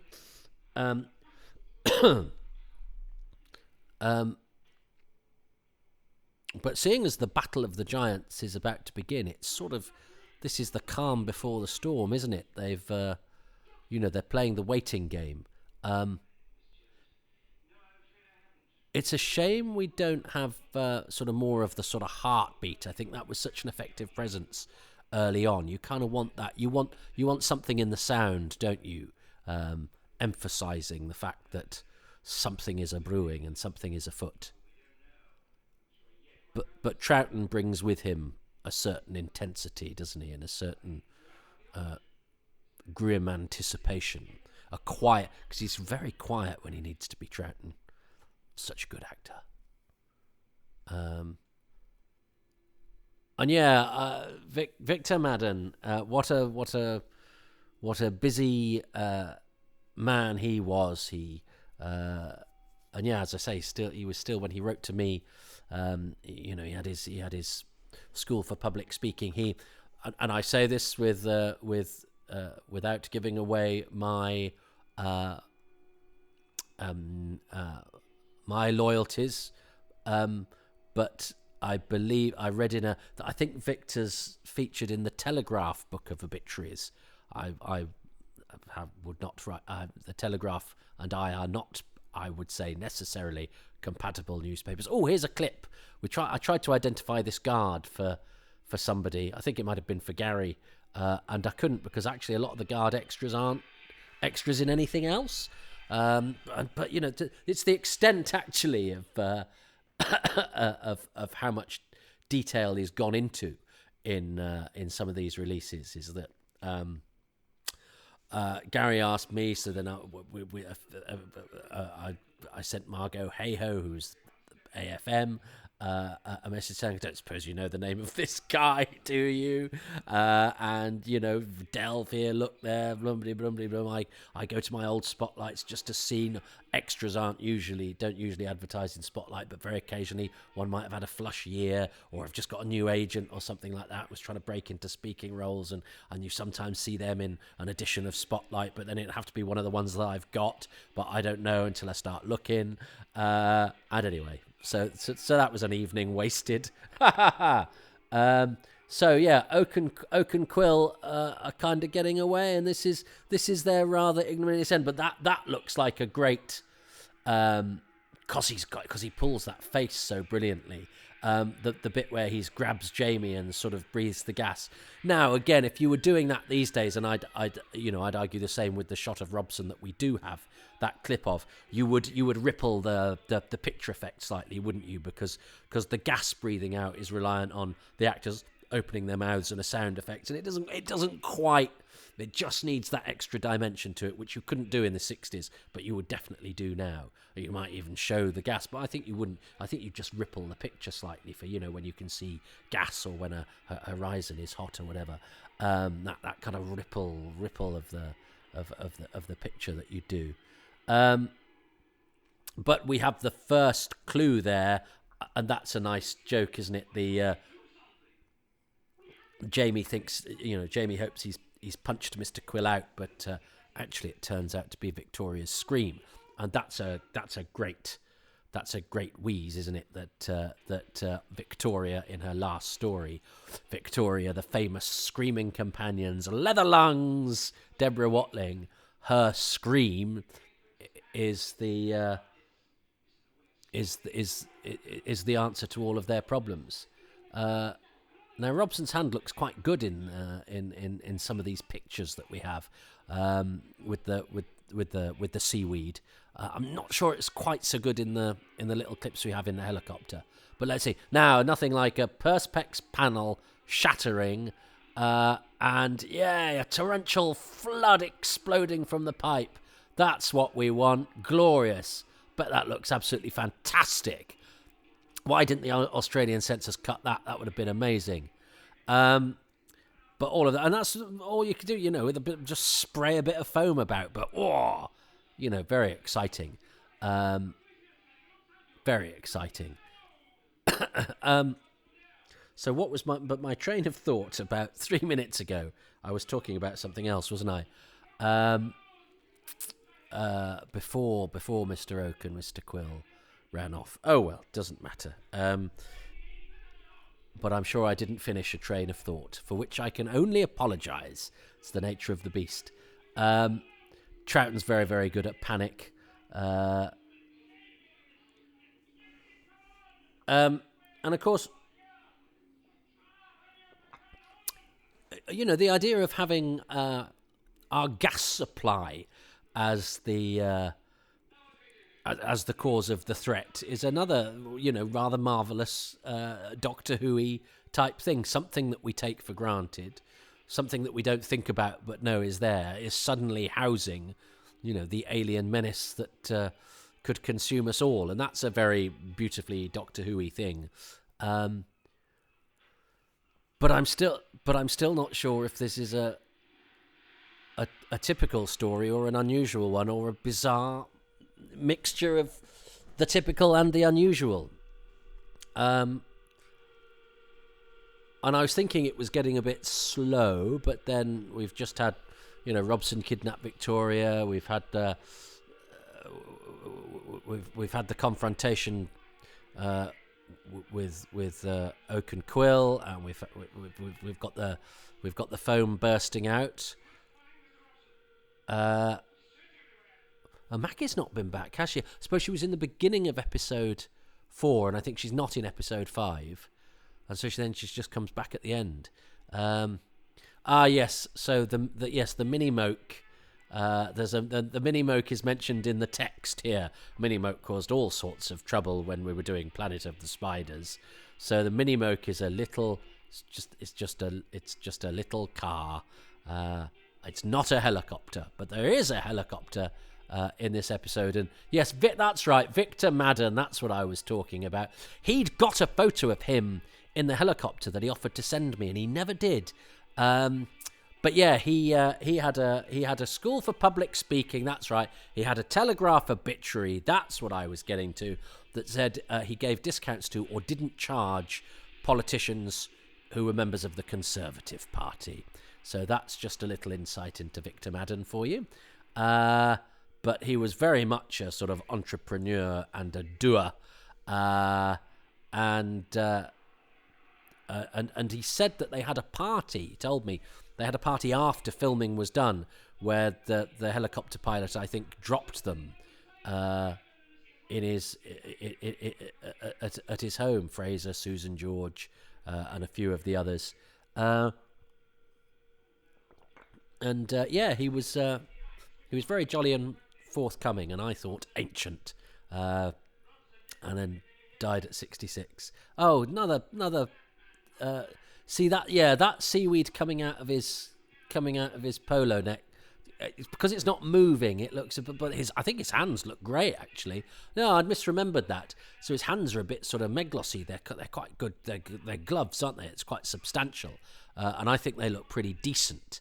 The sort of wisp that you can't quite do anything with coming out of his polo neck is, I think, slightly less effective, but it's the attempt to show, subjugation to the weed, and that's quite a creepy idea, isn't it? The idea that, obviously underneath his clothes there, he's got some sort of writhing, underwater algae clinging to his skin. That's quite a gruesome idea. I like that. Seaweed as a monster is a fantastic idea, and I like the fact I'd forgotten in the earlier episodes that that they do at least sort of allude to ancient mariners and the fact that these are ancient creatures of legend and horror. But I actually quite like the fact that although they're about to get a spokesperson in Robson, who, because you sort of need somebody to chat to, that they don't really bother to explain or give too much personality to the weed creature. I mean, Robson kind of explains the plot and the plan a little bit, but not much at the beginning of the next episode. But other than that, it's just a sort of malevolent, amorphous, massive seaweed, and that's fine. It doesn't need... I've been writing about the Quatermass experiment, and the original plan was for the monster at the end to sort of chat to them and say, I want, and make a list of demands. That's why they had this, that's why what ends up as a TV broadcast where everyone sort of starts running away or whatever is so that the creature could broadcast on the television and say, I would like the following things. And I don't think the Quatermass experiment would be quite so well remembered if Nigel Neal's gloved hands had been chatty. But it's brave because it can be quite unsatisfying to have something with which your heroes cannot communicate. So again, that's why Robson sort of needs to get taken over, so at least they can have a bit of a confrontation at the beginning of the end of this episode or the beginning of the next, and which involves Victor Madden getting covered in bubble bath. And he actually said to me in his letter, if the feeling that it was like was, imagine it, submerging your head in bubble bath. He referred to it as a film as well, which I think was quite nice and old fashioned, and said that it was one that people did approach him about quite often. So yeah, I had a lovely letter from Victor Madden, from Roy Spencer, a slightly shorter letter, and from John Aberneri. And it wasn't my first. But I'd also written to some of the cast of Power of the Daleks, Bernard Archard and Edward Kelsey and Robert James, and those two sets of 3 interviews were the first things I got published in Doctor Who magazine. In fact, the Roy Spencer letter was so short they didn't end up using it. It was just Victor and John's. But those were in Doctor Who magazines in ancient times, and it was the height of excitement that I got a couple of articles published at the age of I was still at school, college. I was about 16. And as I record this, I've just stopped writing for Doctor Who magazine because I was doing a thing called the Space-Time Telegraph that I've handed over into somebody who's much younger and keener and much better at finding out what forthcoming series and films and plays have Doctor Who alumni in. I think I'm better at digging around, scrabbling about in the past and looking at things like this. Patrick Troughton in a bobble hat. Yes, I've not talked about that enough. I think those pictures of Patrick Troughton in his bobble hat and playing his recorder on the beach. I think, is Troughton the only Doctor that could pull off a bobble hat? Actually, I think Jodie Whittaker might be able to pull off a bobble hat. But I think Patrick Troughton pulls off a bobble hat particularly well, and I believe didn't he have a tea cosy on his head when he served in the naval defences, didn't he? He would. I've done a whole podcast about the Doctor's military service. I think he rescued people who'd fallen into the water after battles and stuff like that, and I think he gave safe passage to people across the sea, cargo boats and that sort of thing. And was a captain, was mentioned in dispatches, so a brave man. And I believe rather famously he was seen as a bit of an eccentric because he wore a tea cosy on his head whilst on duty. So I think he was an odd. I think David Maloney called him a bit of a weirdo, and I sense no pejorativeness in that. I think he was an oddball, and often the most interesting actors are actually the ones with a slightly strange and offbeat energy that then has to be coupled with excellent technique. You don't want too wayward a performer because all that energy has to be controlled and conveyed. Acting's not just about doing it and feeling it and being it. It's actually conveying it to the audience. So now that shot of Victor Madden looks pretty good, rising out of the foam, saying, "Doctor, you were expected." And again, in real life, that will either be a spooky image of this sort of looming parody of the human form, with this the sea foam clinging to it, or it's a man who's fully dressed and standing in bubble bath. Who knows? Well, we will know, because obviously we are so sad that episodes 1 to 6 of Fury from the Deep are missing, and that lament will call out and reverberate and prompt their immediate return. That's my plan.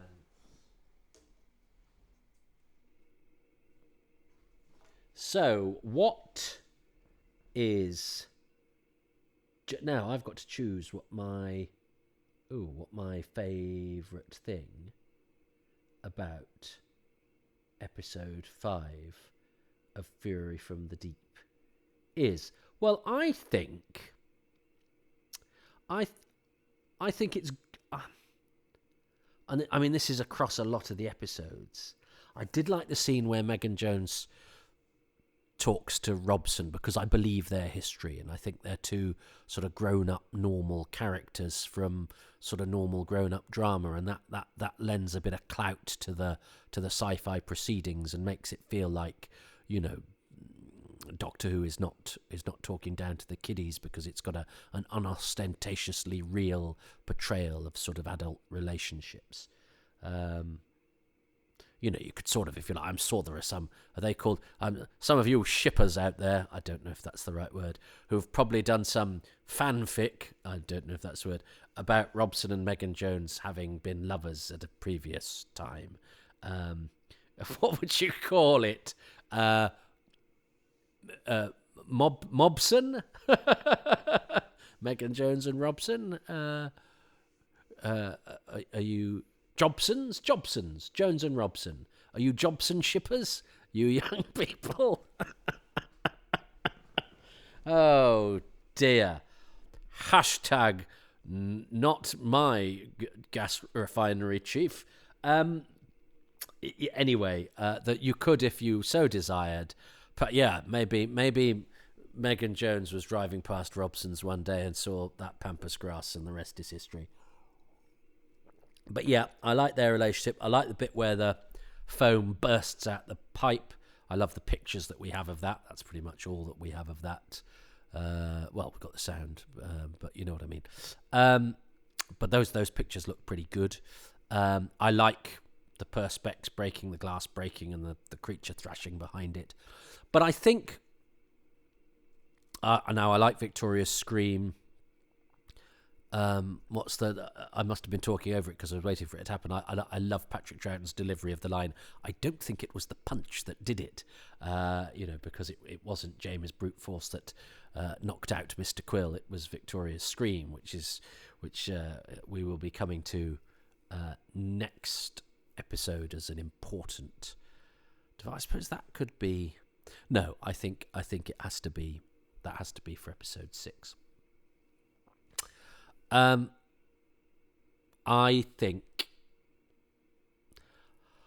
think my favourite thing about episode 5, but it is a thing that crosses all of the episodes of Fury from the Deep, is that the seaweed monster. I think it's a great idea for a monster. It seems to me to be pretty well realised. That its presence behind the glass, the fact that it's an amorphous glob that doesn't talk, and all of that. The fact that they don't over-explain what it is and just let it sort of speak for itself or throb for itself. And it looks to me like Hugh David's done a pretty good job of keeping it fairly realistic.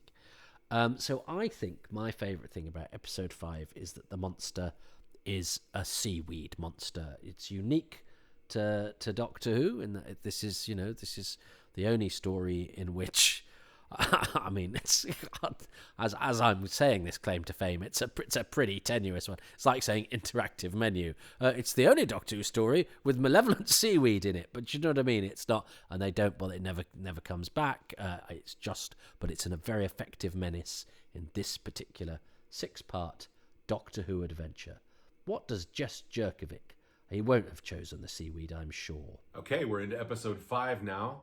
The tension's really building, about to explode. We get the capture of Mr. Oak and Mr. Quill, where their music is played at like twice the speed, which is pretty hilarious. There's the weed breaking through and overwhelming the pipeline room, which, although we have just pictures, looks amazing. And then we have a really great cliffhanger. But not only that, the build-up to that, there's a minute or two of the Doctor and Jamie on the control rig trying to find Victoria, but trying to be stealthy. Really beautiful in terms of building up the tension. My favorite element of episode 5 is the one moment of repose in this episode. And that's when Megan Jones goes to see her old friend Robson in his cabin to try to get through to him. He's under the control of the weed, but he's sort of incapacitated. He's just laying in his bunk, not doing anything. And so she hopes to reach him because they're old friends. And she tries various tactics. She tries to be a little firm. She tries to be a little tender. She tries various tactics, and then she gets through by appealing to Robson's egotism and saying, basically, I'll demote you and kick you back to the rigs if you don't pull it together. That's what reaches him. But just for a minute. And it's actually at that moment that at last I can have sympathy for Robson. It's really just easy to dismiss him as, as I said earlier, to put it nicely, a piece of work. You can see that he's a man way out of his depth, and now also being overtaken by this parasitic force, and he is overwhelmed by it. he can't get out of it. And that scene is really kind of lovely because, again, a character-driven moment. I always enjoy those. I appreciate when stories are able to do that, and I don't feel like it slows down the story. I feel like it makes the story better when we get that sense. And so, love that scene, love that moment of quiet. Oh, I nearly chose that bit, and I didn't. I chose the seaweed monster instead. But I do love that scene, and I think Margaret John and Victor Madden are very, very good. But unfortunately, yes, I didn't choose that. I exited that that scenario and just chose the seaweed instead. Doesn't matter, does it? Even though Jess and I have been pretty close on occasion, and a couple of my very kind patrons have said to the bits where I said, "Oh, I'm not sure I get the point for that." I've gone, "No, you do." And wouldn't it be appropriate if I actually won with Fury from the Deep, because this is the story that was my first ever favourite Doctor Who story, and the one I championed, and the first one I knew the cast list of, and for so many reasons, good and bad, of my identity as a Doctor Who fan. But I'm sure I'll talk about that more next week as we come to the climax of this story that is an important one to me for all sorts of reasons, and yet none that I deserve to own, because I've never seen it. I wasn't alive when it was on. There've been no occasions where it's sort of been broadcast or coincided with with the timeline of my life or anything like that. But for some reason, this mixture of all its different elements have somehow ended up to contrive for a period to make it my cause. I want everyone to love Fury from the Deep because it's the story people don't know is great. Well, people didn't know because they'd not seen it, but what I didn't let on, it was nor had I. But I mean, obviously I did let on. I knew. Anyway, we'll talk about that next time. I don't mind choosing the seaweed because I haven't talked about the seaweed that much, and it is the bad guy, and it's a good bad guy. And again, it's one of the many unique elements of this story that make up what is quite an unusual beast. So we've got one more episode of Fury from the Deep left. Let's hope I can continue my love for it, and that the bubble, there's quite a lot of bubbles, doesn't burst. Well, hello everybody. It's time for the final episode of Fury from the Deep. The bubble bath is getting ever bubblier, the heartbeat is getting ever beatier, and the helicopter is about to get ever whirlier as we say goodbye to the ever screamier Victoria Watling in the final of these 6 entirely missing episodes. Well, the episodes aren't entirely missing, but it's a story that is that is entirely missing.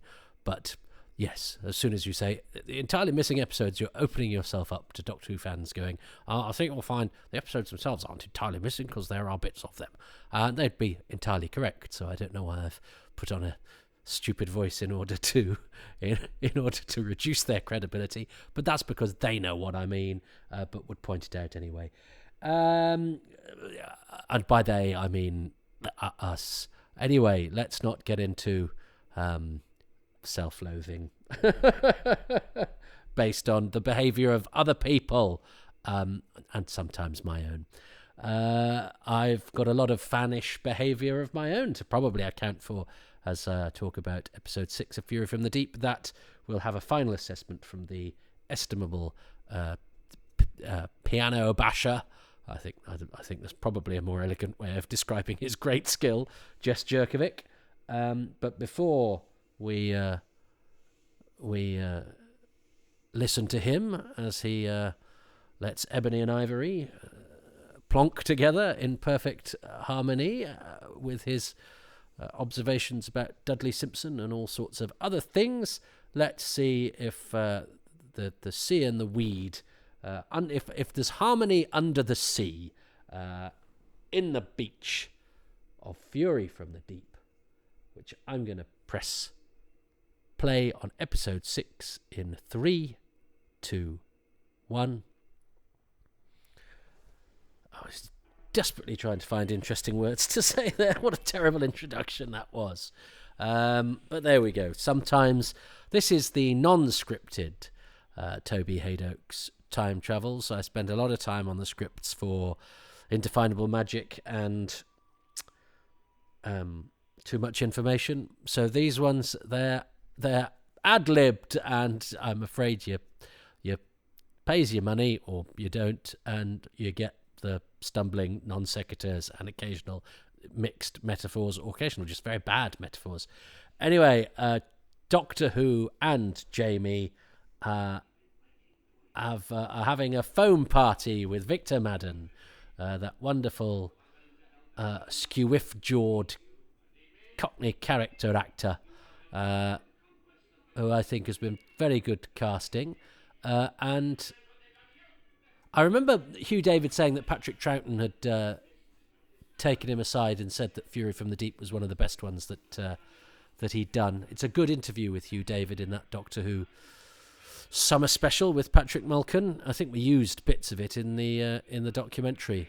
Patrick very kindly gave us access to the tapes. Gave Chris. I have nothing to do with that documentary apart from being on hand to occasionally offer the odd thing.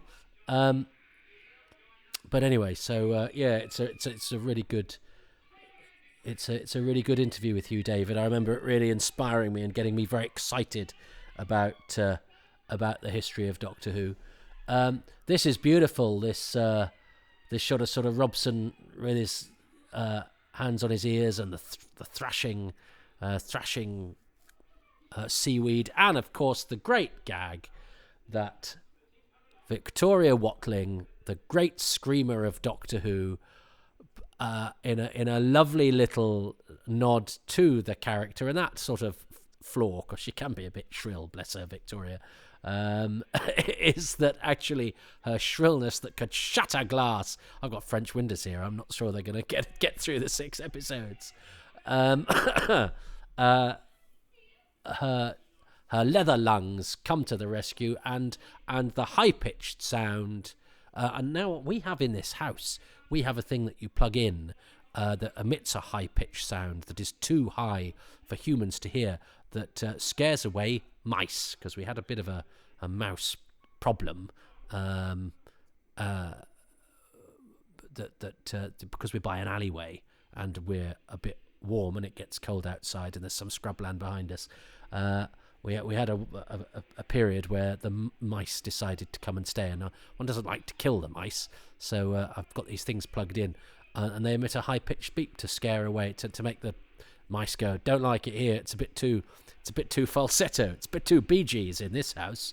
But apparently it also makes spiders go away as well, which is a shame, because spiders obviously, although Shez is very scared of spiders, they should have spiders as a monster in Doctor Who one of these days. Now, Hugh David, I know, really liked this helicopter sequence, and everyone that I've spoken to about the story, it's very well done in the recon, by the way. Of course, their main memories, nobody really remembers being in the studio. Everyone remembers being on location, particularly if you're staying in a hotel with a mad helicopter pilot called Mike Smith. Not that one, or that one. I'm thinking Top of the Pops and then Remembrance of the Daleks. And they cheated, didn't they? They cheated doing having a helicopter do a loop-the-loop, which is impossible, but Hugh David made it happen with the magic of filming and film editing. Although if it's anything like the seamless TARDIS descending from the sky and then landing on the sea, it's just a sort of crossfade. So, but it was those days where you could just make the suggestion that something had done something. Oh, it's done it in the. They've done it in the recon. Well done. They've done the loop, which I believe is impossible. But I think for viewers of the story, for us as fans, because this helicopter shenanigans has nothing to do with the story, but it's a good director going, well, I've got this fantastic location, I've got a helicopter. In those days, if you had a helicopter, it was worth giving over an episode to. And it has to be said that bit in Fury from the Deep. And we've got another. Now that's not Mike Smith, the pilot. There's another pilot who does the talking, Keith somebody, who talks them down and doesn't get a credit because he's not an actor. He's the other pilot, but he actually gets quite a lot of lines. But I suppose it was probably just sort of kind of ad-libbed and, well, they just cheated, doubtless. But yeah, in those days you go, well, I've got a helicopter. Helicopters are very expensive. Let's put it in the episode. I think these days you'd be a bit, it's a helicopter. Okay, we've seen helicopters on telly. Hollywood films have helicopters, but and of course we've had the helicopter in Enemy of the World, and the Doctor, doesn't he say, I watched Astrid fly it? So they're even acknowledging, there's a lot of repeated use of stuff, isn't there? Helicopters, foam machines. If you've got something and it works well, use it again, I guess. But yeah, it was enough to go, a helicopter is a thing, so we can have a whacking great sequence with a helicopter that's kind of got nothing to do with the story. I liked it in the animation, actually, when they decided to have big fronds of giant seaweed sort of coming out of the sea to augment the helicopter shenanigans with a bit of at least sort of plot-related jeopardy. Whereas this is just, trout and horsing about in a helicopter, which I think is fine for the time. But I suppose if one was saying, and which episode of Fury from the Deep does one want to come back, I'd probably go, I think I'd value some of the earlier sort of character stuff. Even an argument between three guys, one of those arguments, more than helicopter stuff. But that might just be me. And of course, with Hugh David being so proud of that material, it might be a very pleasant surprise. And he did tell somebody, I think, that he thought he'd hung on to that film. And I know that Richard, I think Bignell asked him to look for it, and maybe he did, maybe he didn't. And I think because Hugh David's widow was Wendy Williams, Vira from The Ark in Space, I think they asked her to keep an eye out for it, but she's no longer with us now.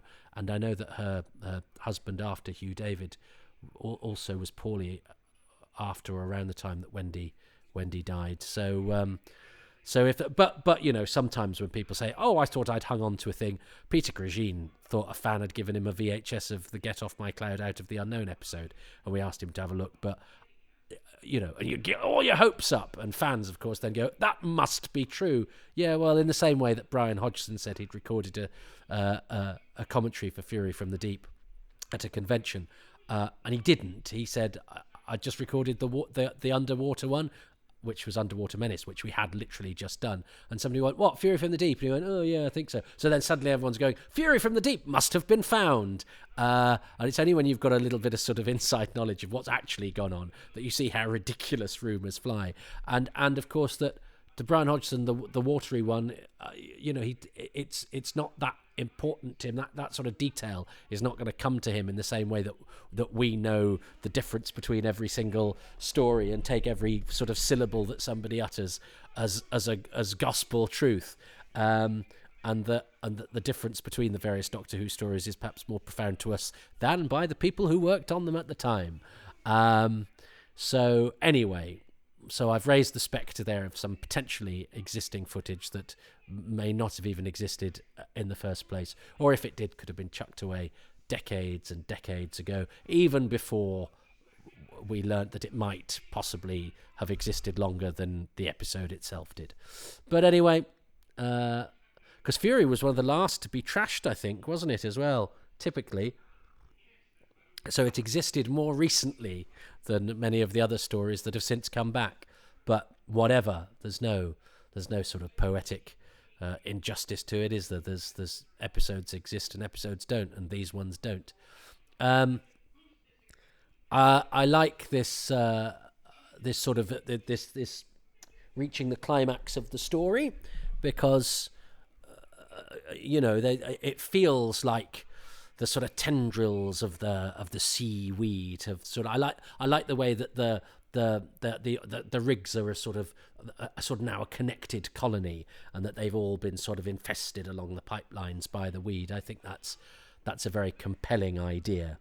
And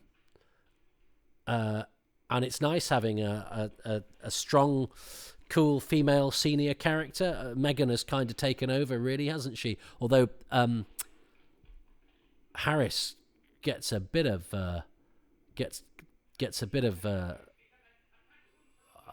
lead in his pencil, if you like. Well, perhaps he's ingested a bit of iron from the seaweed. Oh yes, and of course she can't. Victoria cannot scream on cue. Of course she can't, because being asked to do something you do naturally, and I believe that's a nice little that's a nice little gag, isn't it? Because actually she's not screaming because she's been told to. She's screaming because look at these are great shots, aren't they? The weed and the foam are smashed through, and we've got a little bit of film, some film trims found from Fury from the Deep that show us a little bit of what the foam and the monster and the filming was like. And it's tied in, isn't it, with Tony Cornell's cine footage as well. So we've got a little bit of an approximation of what it might have looked like, which is delightful. Little pieces of the jigsaw being found behind the sofa and under the carpet and in a cupboard. He gets a bit furious himself, does Harris, and that's quite nice to see that he's got what it takes when is needed. But yes, those were film trims, weren't they? And they're silent film trims, and they're not the takes that were used. They're the takes that weren't used. So they're just an approximation of what we would have seen in the finished episode. But we'll take anything in this day and age. And yeah, that foam bursting through looks like a really effective kind of sequence. And Peter Day, who is the visual effects man, who is a visual effects assistant on Quatermass and the Pit. He's one of those rare people who has a beard and no moustache. He's a moustache shaver, whilst keeping his beard. The Abraham Lincoln look. Are we going to get a bit more of the and I remember, Bill Dudlin, who's the cameraman on season 24, worked at Ealing when this was on, and talked about the doors being burst open, and I think he said they'd been screwed on the wrong way, so they had to do it again. But yeah, look at that, the thrashing of the seaweed. I love that, and it brings to mind that picture in the 20th anniversary Radio Times special of this sort of turning and swooshing tall deep sea behemoth. And there's some quite good shots of the extras as well, who seem to get a lot to do with their sound hair dryers. And I think we tried to work it out. There's an extra day's filming. They do an extra filming session for this. I don't know whether because they hadn't got enough done. Now, and here's a little bit of a sequence of Price being terrified, and I think the Doctor sort of moves him out of the way, so it shows that Graham Lehman's not a wheelchair user within the drama, and they've made him a wheelchair user in the animation, but his movement was fairly restricted, so I think that's a rare bit of movement for him. But as my partner sometimes tries to point out to people, there is a fair bit of ground between being confined to a wheelchair and being able to dance a jig, and so you don't need to shout at her if you see her standing up out of her wheelchair and moving across to another seat. That's not because she's a dole cheat. And I would say the same about Graham Lehman, who, yes, have mobility issues, but could be moved from his seat, as we saw in that sequence. Loving this, loving the noise of the seaweed, loving the thing bursting through, and yeah, I believe in the plausibility of the high pitched noise seeing off the seaweed, because that ties in with the. I know seaweed isn't a mouse or a spider, but I buy it, and all the sort of sonar and all of that business. So I buy that as a climax, and I think it's quite exciting, even though everyone has the potential to look a bit comical if they've got soap suds in their hair.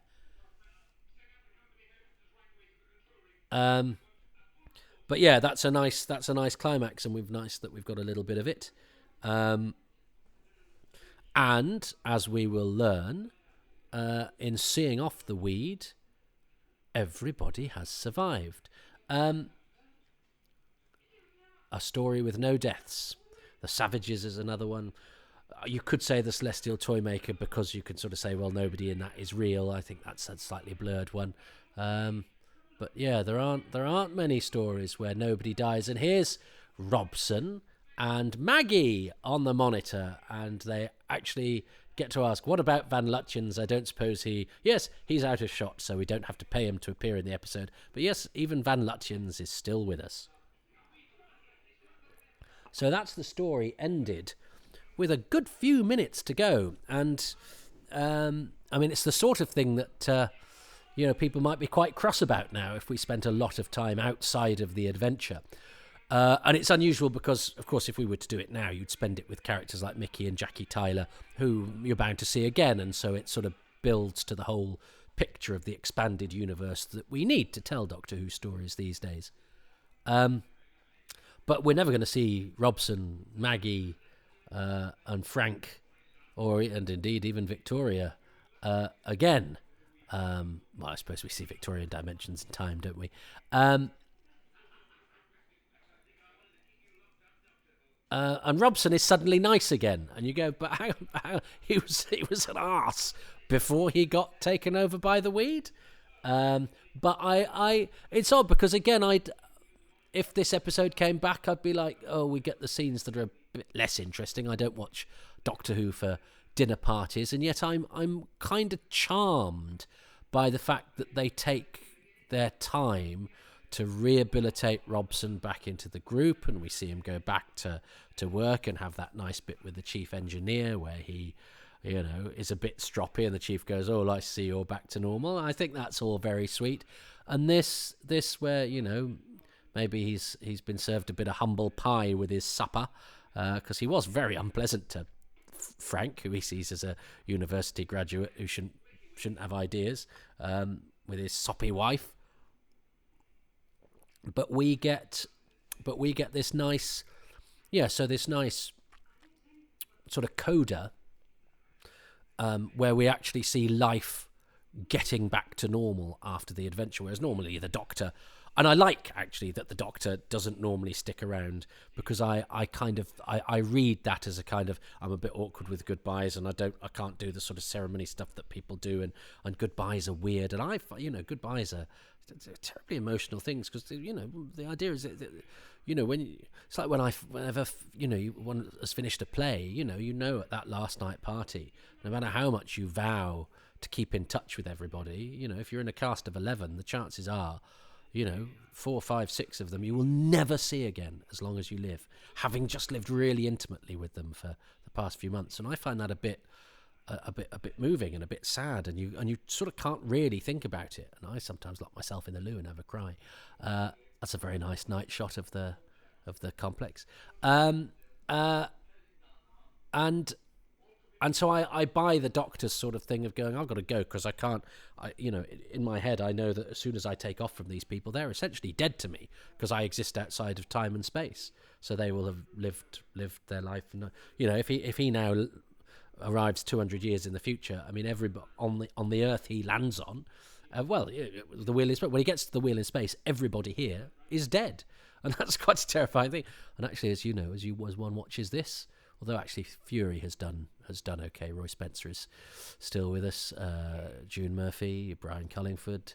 They were all still around in the 80s, 90s when I was writing to people. But a lot of them didn't write back. Hello, Hubert Rees. I'd love to have got your autograph and a questionnaire back from you, Hubert Rees, because he's lovely as Captain Ransom in the War Games, and Stevenson in The Seeds of Doom. He's a terrific actor. Victor Madden never comes back to Doctor Who again. But yeah, so I do like the fact that the Doctor just goes, I can't face goodbyes, I'm off. But that means that this is I'd swear you would give me lit. That's quite sweet. I like that this bit between the two men, which shows that they've got that sort of mutual respect thing going on, even though you do have that niggling thing of going, but Robson is a bit of a Burke. But Victor Madden does well to sort of thaw him and warm him there and make it work, and the way that the Chief interacts with him is good and allows us that moment, I think. But this is an unusual story where instead of just scooting off into the darkness, the Doctor says, well, no, let's wait. Let's wait a bit. Say goodbye to Frank and Maggie and see what's going on with Victoria. And you have this really sweet and totally believable stuff between her and Jamie that's built up.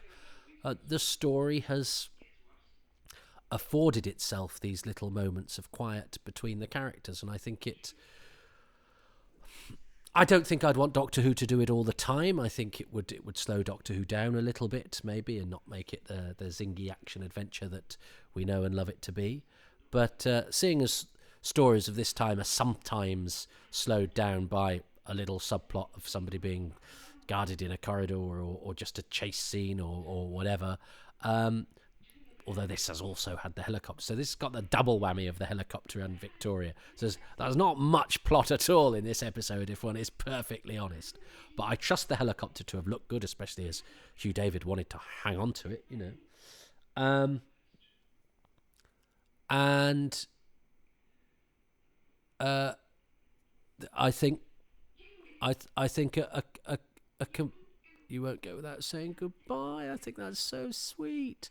And I think, even that Victoria's only been around a year, but they've had a respect to the actress and the character. They've gone, well, no, we'll give you a moment. It's a better ending than a lot of companions get, including this one, including Jamie, whose egress is quite perfunctory, and necessarily so. There's other stuff going on. But there are many companions who I think would kill for an exit like this, especially as there's another brilliant Hugh David shot of people in the foreground and people in the background, sweet little music, and of course Victoria is seen at the beginning of the next episode and indeed credited in the Radio Times and on screen in the next episode. So actually Victoria is not Evil of the Daleks to Fury from the Deep, she's Evil of the Daleks to The Wheel in Space, because her last story is actually The Wheel in Space. Because Zoe does not appear till episode 2. But that's a point of trivia you won't find me dying on the hill of. But it is a fact that we say she leaves in Fury from the Deep. She doesn't so much. Even though the shot of her in Fury from the Deep in Wheel in Space is on film and is from the filming session of Fury from the Deep. She wasn't around for the recording of The Wheel in Space Part 1. But whatevs. There she is on the screen. And she's staying without a change of clothes, without any money. I told you the Harrises were a nice couple. Couldn't care less. I really believe Jamie's response, and I think there's probably a bit of Fraser in that response as well. Although he did date Debbie for a year after this. I think they did start seeing each other after she'd left. And what they've done on the recon is they've reversed the shot, because they did have that sort of model TARDIS, didn't they, dangling from the helicopter, make use of the helicopter that they had. So there we go. That is the end of a most unusual story. And I think they saw on the monitor, I think they used the helicopter to pull away from Victoria, so that you saw her receding into the distance. And that is the end. That is the end of Fury from the Deep. A story that I've struggled to sum up, and I don't quite know why. It's because of my very odd history with it. The first story I knew the whole cast list for. the one Ken Westbury, legend, worked on Kind Hearts and Coronets. So I was very pleased we finally got him, only over the phone, but for the commentary for this, because he's a legend. He's in his 90s now. So there we go. Fury from the Deep. Look at that. Well done to the reconstructors. They did a very, very nice job on that. And isn't it nice that we have missing stories in animated and reconstructed form, depending on what our particular desires are.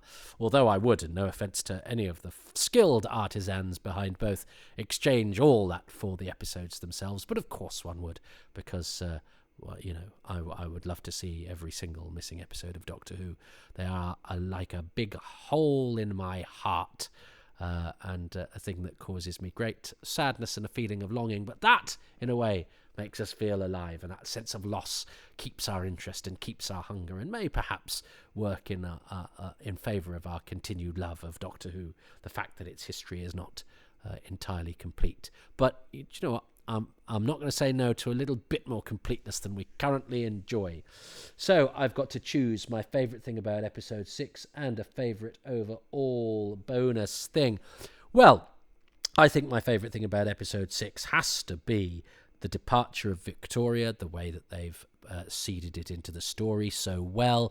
The fact that her screams are the thing that proved to be the key to the destruction of the beast, because I think that is a lovely little way of using something that is particular to her, something that she'd got a bit of a reputation for within the show, something that historically we can look back on and sort of go, gosh, didn't I scream a bit? But actually they were acutely aware of that, and they used that as a witty nod for her final sequence. I actually can't think of a companion who gets a better send-off in terms of the amount of time invested into it within the story, and how well played and well written it is. It's the relationship that is drawn between these three characters is really nicely and sensitively done, and it's beautifully acted by them all as well. It gives the characters space to breathe and the actors space to invest it with some real sort of heartfelt emotion. So I think Victoria's departure, the nature of it, the build up to it, the space that it is given, is my favourite thing about episode 6. And I think to make a wider point, I'm going to fall on my sword here, and I think for my bonus thing, I'm going to choose something Jess can't possibly choose. Is that I'm going to choose what Fury is to me, that I've alluded to throughout this, that I have this strange, and I suppose every story we come across, we have if we weren't alive at the time, we have our own unique set of circumstances as to how we came to it. But Fury is a really interesting one because there was no Target novel when I was a kid, so when I read about it, it was just the two précis that we had in Doctor Who Celebration and the 20th anniversary Radio Times special, but I still didn't quite get an angle on it. That one picture that I had was actually turns out to be of the visual effects guy with a sort of thrashing seaweed over it, and it made the seaweed monster look like this sort of giant behemoth, this massive wave, whereas actually it's no taller than a man. It's just the way that has been caught, that angle, that shot, and I didn't realise that was a special effects shot for years and years. And then all of the other shots were basically Troughton and co on the beach, which don't really give you a flavour of the story. So I never quite had an angle of the story. I didn't know what any of the characters were called, and it was Victoria's leaving story. That was the headline news, and that her screams, were the key to it. So it was all centred around Victoria, really, and the story itself got kind of lost. And then this book came out, and it was this amazing book, and suddenly, all the talk around it, Gary Russell's brilliant review of it, which, as I say, I can still quote from, suddenly conjures this idea of this story of being this amazing, frightening thing. And it's like, but hang on, how come this is a story that no one really talks about, apart from it being Victoria's missing story? And then I wanted to know a bit more about it, and then so of course I got that book, and in fact I got given the book by one of the first sort of Doctor Who fans I properly met, a chap called Dan Jones, who lived in Wolverhampton, who was a friend of a friend's brother. I was sort of dropped off at his house, and I met him, and he lent me all his back copies of Doctor Who magazine, and he'd got a spare copy of Fury from the Deep, so he let me have it, and he was the first sort of older fan that I'd ever met, and he was a proper fan, you know, and he dressed a bit like Doctor Who, and he had a little sort of bric-a-brac stall in Willenhall Market, and I still hear from Dan every now and again over the years. We sort of reconnect, but he's not very technical, he doesn't do computers and things like that. Lovely guy who was very indulgent of me as a rabbiting blooming youngster. And so suddenly I then started to learn all about, you know, or get access to old... He lent me so many old Doctor Who magazines, which I've still got upstairs, bless him. But they're his. And yeah, so I read Fury from the Deep, and it was as amazing as that review had said it was going to be. And I thought, wow, this is just... And it's such a good target novel. So then I started doing a fanzine, and of course the first story I reviewed was Fury from the Deep. I gave it a brilliant review. I'd never seen it. I was reviewing it based on the book, but of course I didn't want to let on that I didn't actually know the story itself. And then, you know, a bit later when I started collecting the soundtracks, I got the cassette, which you can hardly hear, and as I say, it doesn't even give you the ending to episode 2. It doesn't, the theme doesn't kick in there. The theme kicks in on a sort of repeat of that noise from the impeller. It started again. It's not been cut together quite properly, because whoever had done it originally had cut the closing titles off, and whoever had done the version I'd got tried to put them back on. They're in the wrong place, but because it was so difficult to make out, you had to listen carefully to realise that you'd actually got you'd got a repeated bit. So, but then listening to it, you know, like it's burbling itself from beneath the sea, gave it its own sort of atmosphere. And I thought there was a lot more heartbeat in Fury from the Deep than there actually is, because actually there was just all this interference on the soundtrack. But again, I huddled, listening, trying to discern what the story was like. And Victor Madden helped because he's got that very distinctive sort of voice, and John Abineri helped because he got a slightly deeper voice. So you could sort of make out some of the actors, and it was but straining to hear, not having it handed to you on a plate, meant again that archaeology, you were sort of sweeping through the murky dust. This was aural dust, you know, clogging your ears and making it not quite discernible, but then encouraging other parts of your brain to sort of create imagery and imagine what it was like. And then a bit later, the telesnaps turn up, and then a few clips turn up, and and gradually, so the story has come back to me, piece by piece by piece. So I've never quite been able to think about it as a whole. I've only ever had it in sort of fragments, and even watching it now, you know, continuously, I still don't quite know how it sort of coalesces together.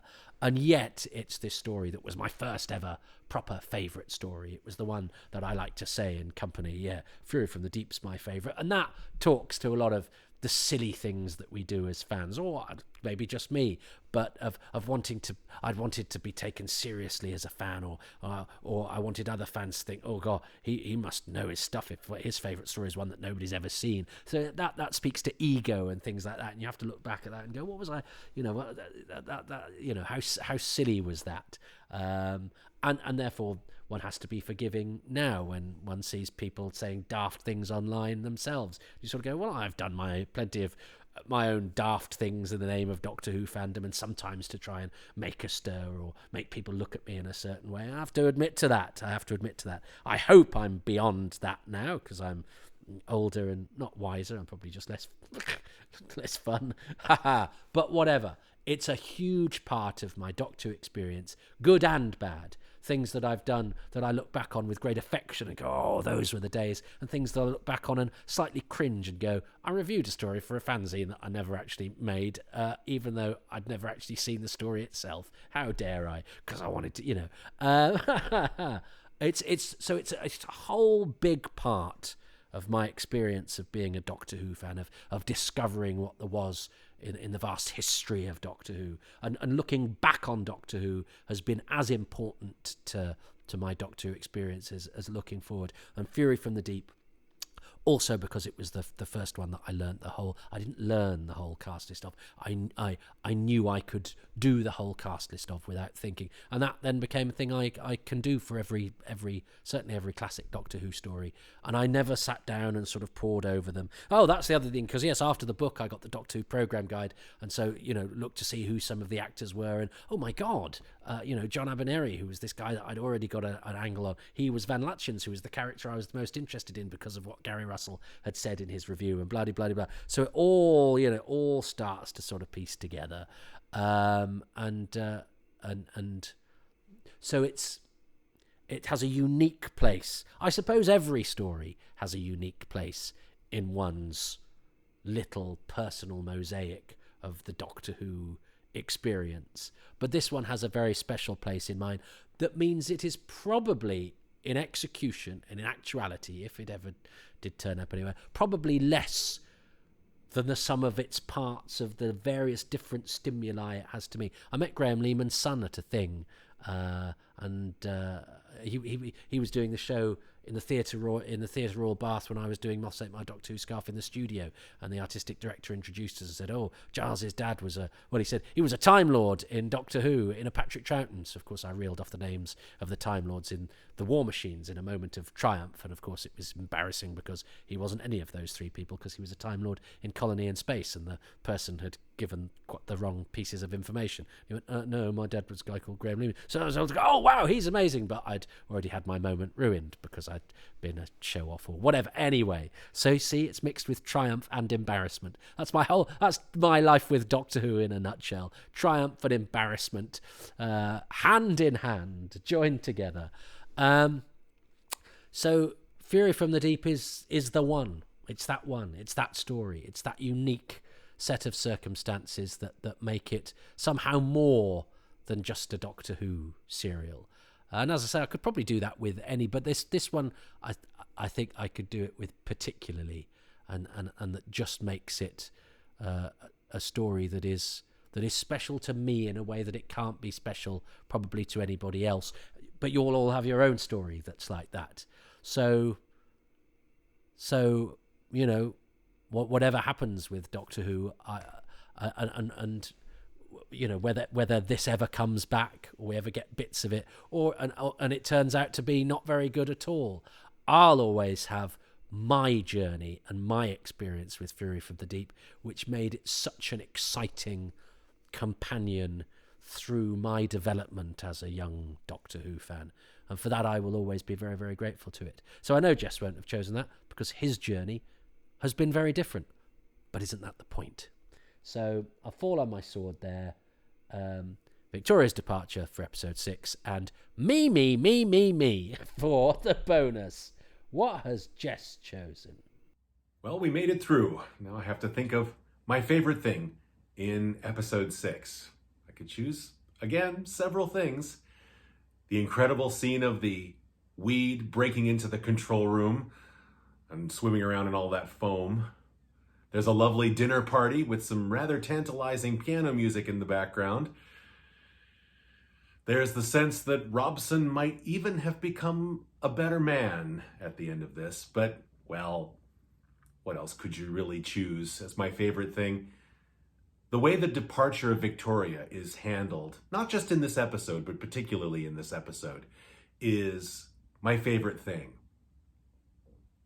We're actually given premonitions of what's going to happen all the way back in episode 3. Each of those successive episodes, 3, 4, and 5, give us a scene where Victoria is able to express she's just not enjoying herself aboard the TARDIS. She loves the Doctor and Jamie, but she just is tired of being frightened all the time, and she gets a build-up towards what eventually we know is coming in episode 6. She even gets to be the method of the destruction of the weed, but she wants a quieter life. And what I like about this story is that almost a third of the story is given over to not only the sense of normality returning, and the pleasantness of a social occasion.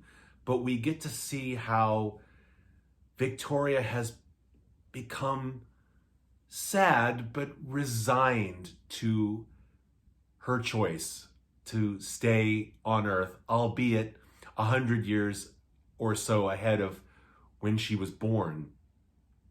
But she knows it's the right thing, and it's lovely to see not only these scenes given to her departure, which is a relatively rare thing in the program's history. The crowning achievement in that is probably the departure of Joe Grant. But even the departure of someone like Sarah Jane Smith, despite it having a beautiful scene attached at the end, is just sort of a left turn thrown at us. Some companions don't even get that. We are given the buildup of her departure, and then time is spent focusing on it. And I was speaking of character-driven moments earlier. This whole segment is character-driven because the threat is gone, and now it's about real people with real effects. Classic Doctor Who isn't really known for this kind of emotional realism.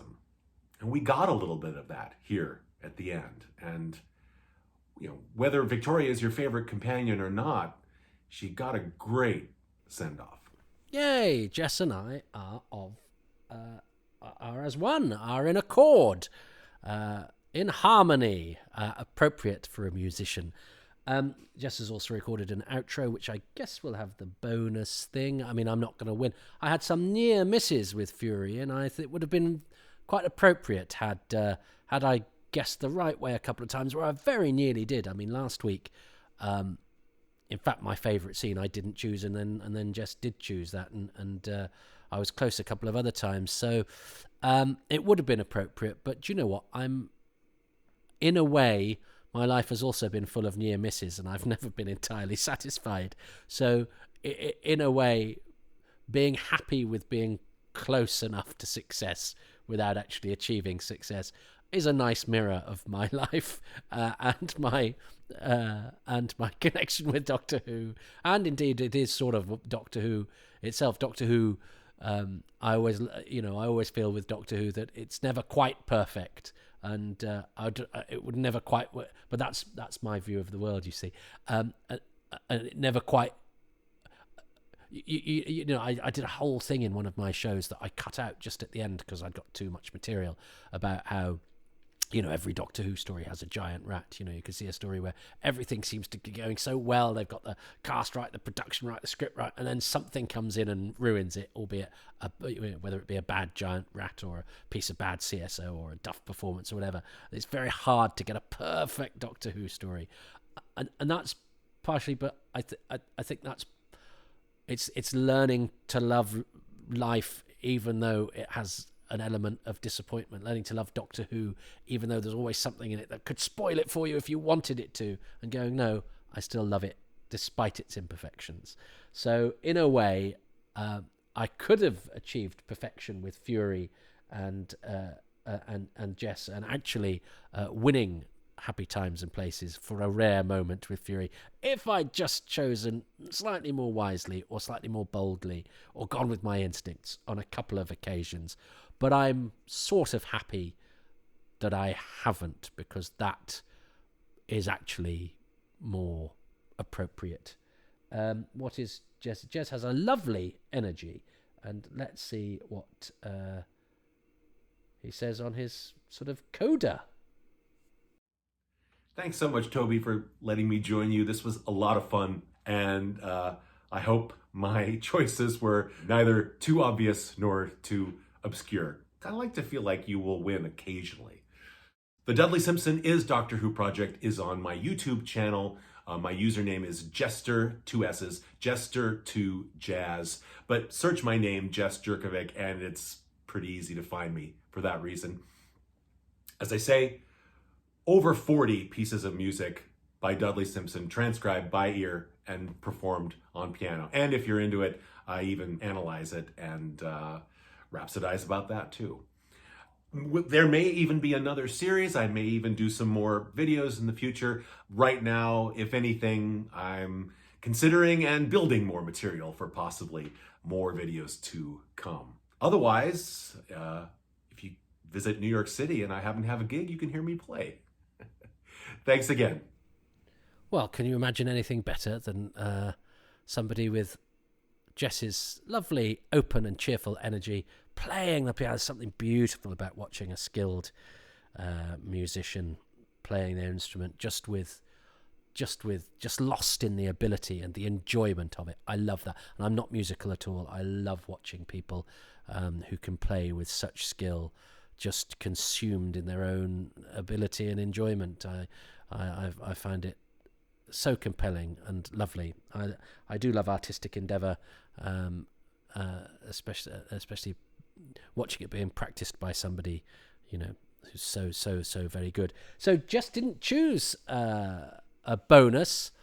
That sometimes happens. My instructions aren't necessarily the clearest things, and it's quite a big ask. And actually, it's appropriate that he didn't, because mine was such an abstract choice. He was never gonna match with it anyway. So let my little bonus for Fury from the Deep exist in its own little special compartment, a bit like the dinner scene and the protracted departure of Victoria and the Chief Robson, Chief Engineer Coda, that are all very much exist in their own little peninsula of the Doctor Who universe. I've enjoyed Fury from the Deep. It's nice to do a season 5. I would like to do one of the season 5s we can actually see some moving footage for. I actually watched The Ice Warriors for fun recently, this weekend just gone as I record this, because I was in a kind of season 5-y sort of mood. I have someone who's promised to do The Ice Warriors and Tomb, and a few, I think they've all been promised, apart from, I think, Abominable and Wheel. But nobody's recorded any yet. So you'll know who you are. Well, they probably don't listen. That's why they haven't recorded theirs, because they've forgotten. But yes, there are some others on the way. Somebody said they'll do Web of Fear, but I can't remember who it is. And I've been looking at my spreadsheet and I've been going through my emails. So it's appropriate. It's lost for now, but presumably somebody will turn up and do it, even if it's not a whole of somebody, it's 5/6 of somebody, but maybe they've got an arm missing. Right. Thank you for watching Fury from the Deep with me. It is a very special story for me. I'm so pleased we had a special guest like Jess doing it. I was quite surprised that Fury got chosen as late as it did. It's one of the last stories to be taken, really, but I've recorded it before a lot of those that were chosen before it, because I try and mix up the order, get different flavours of each era, and mix up the Doctors and everything like that. So there we go. That's Troughton. What am I going to do next? I'm going to do a Tom Baker next, I think, because this has been, I've had to sort of gird my loins to do this, because it is an ask doing a missing story, especially as, I've got to keep one eye on the action, an ear on the dialogue, and talk at the same time. It's slightly harder with the missing stories. So I hope this has been okay for you, and I hope you haven't minded that it's been that it's a journey that's taken on a few personal tangents. But anyway, let's all go back under the sea and try to make life a bit less. We could do with a bit less fury, couldn't we? Calm seas, I think. Let's have some calm seas from now on. Thanks very much for listening, and until next time, it's been a scream. Hang on, I've just found Jess's bonus. It was in a different folder.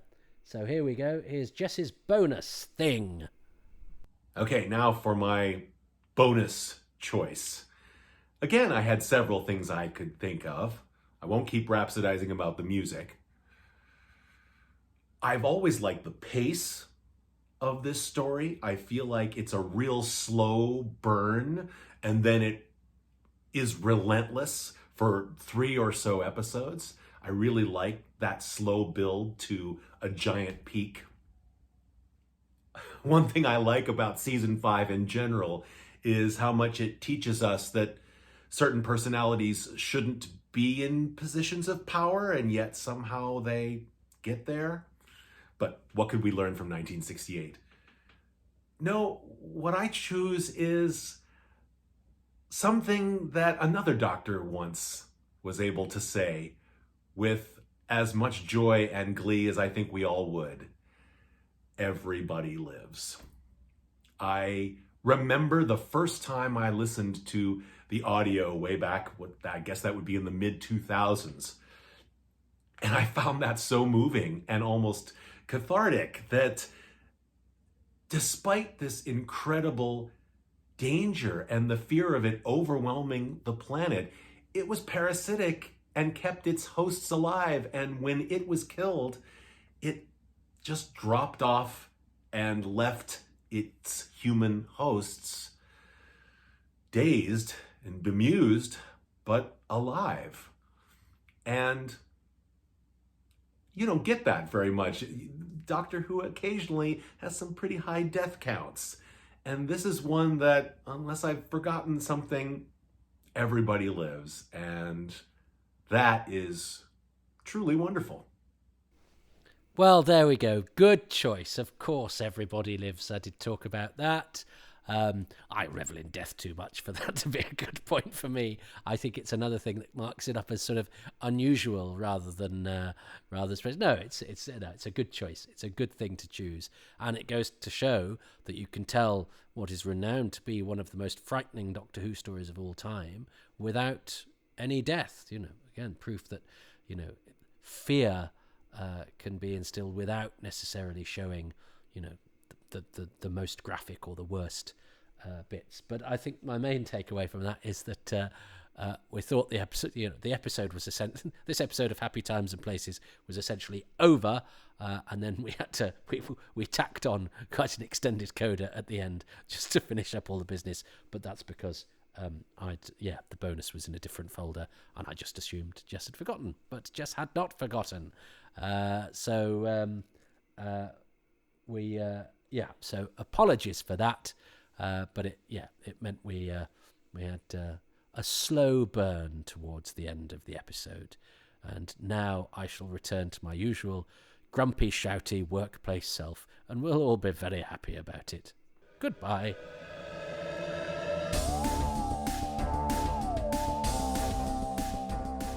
Thanks very much for listening to Happy Times and Places. This Omnibus edition was presented by me, Toby Haydock, and my special guest, Jess Jurkovic, who you can find on Twitter at Jess Jurkovic. Jurkovic is Jurkovic. I'm indebted to Jess and to the patrons who make these podcasts possible.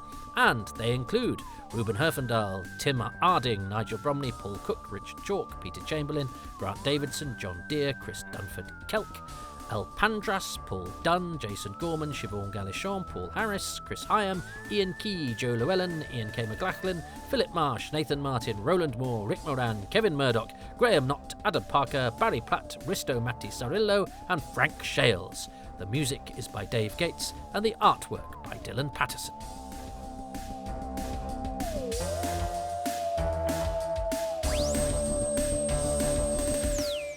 If you would like to be a patron of these podcasts, that's easy. Just go to patreon.com/Toby Haydock, where for as little as £3 a month, and you get 10% off that if you sign up for a year in one go, you can get advance releases. You get your own exclusive podcast. You get your own exclusive monthly, sometimes more than once a month, AMAs, that's Ask Me Anythings, and little dips behind the scenes into the various DVD, Blu-ray extras that I get up to. Sometimes exclusive interviews, sometimes just silly bits and bobs that I found in my archive or put together, but always exclusive and just available there. It's also a nice place to sort of hang out and chat and react to the episodes as they come out, which they do well in advance of when you hear them on iTunes or Spotify, Podbean, or any of those places.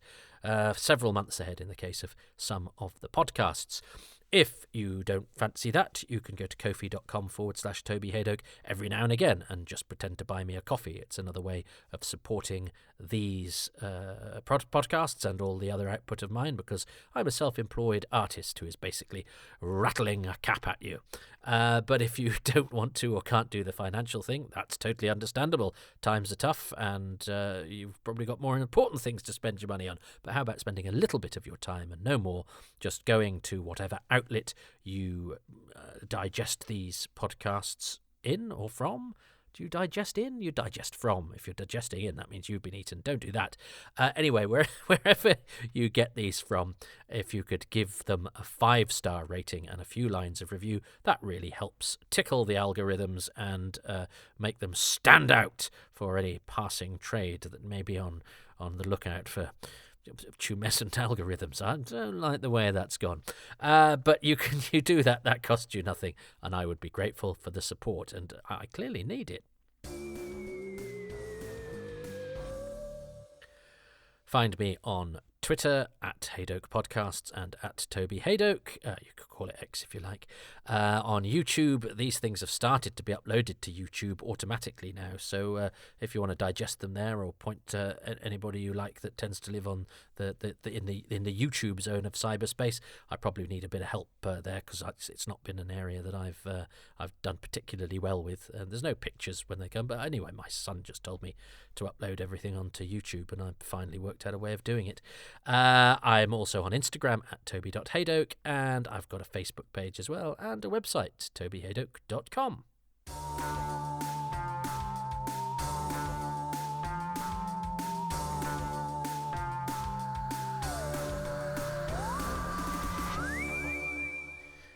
So there we are, Fury from the Deep.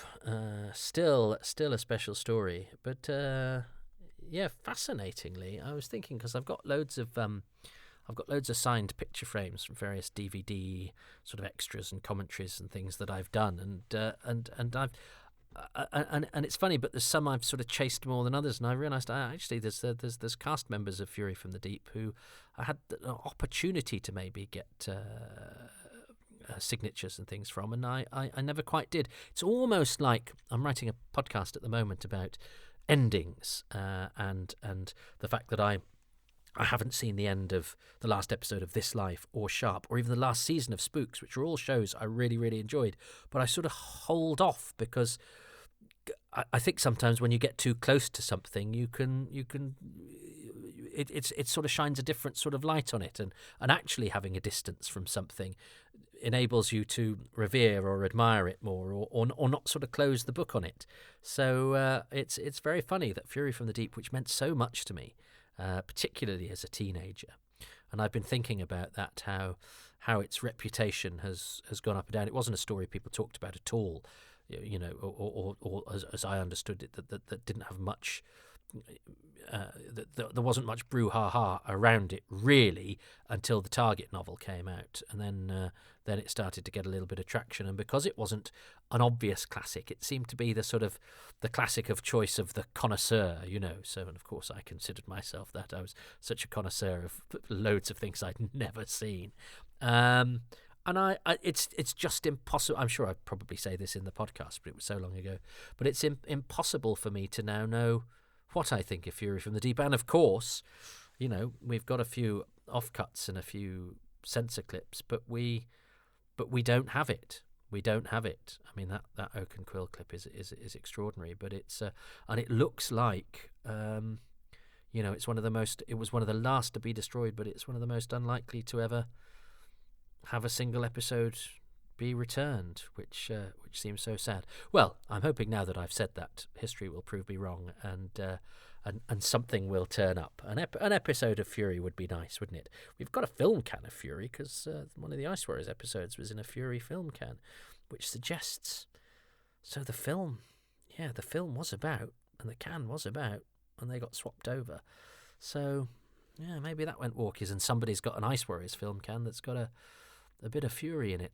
Oh, that'd be nice. Anyway, I'm sure it's I don't know why I've decided to do freshly recorded coders, because I obviously haven't re-listened to this when doing the Omnibus. I've just sort of, you know, cut it together. I've gone back to the original files and put it together, but I've not listened to the thing. I hate listening to my own voice.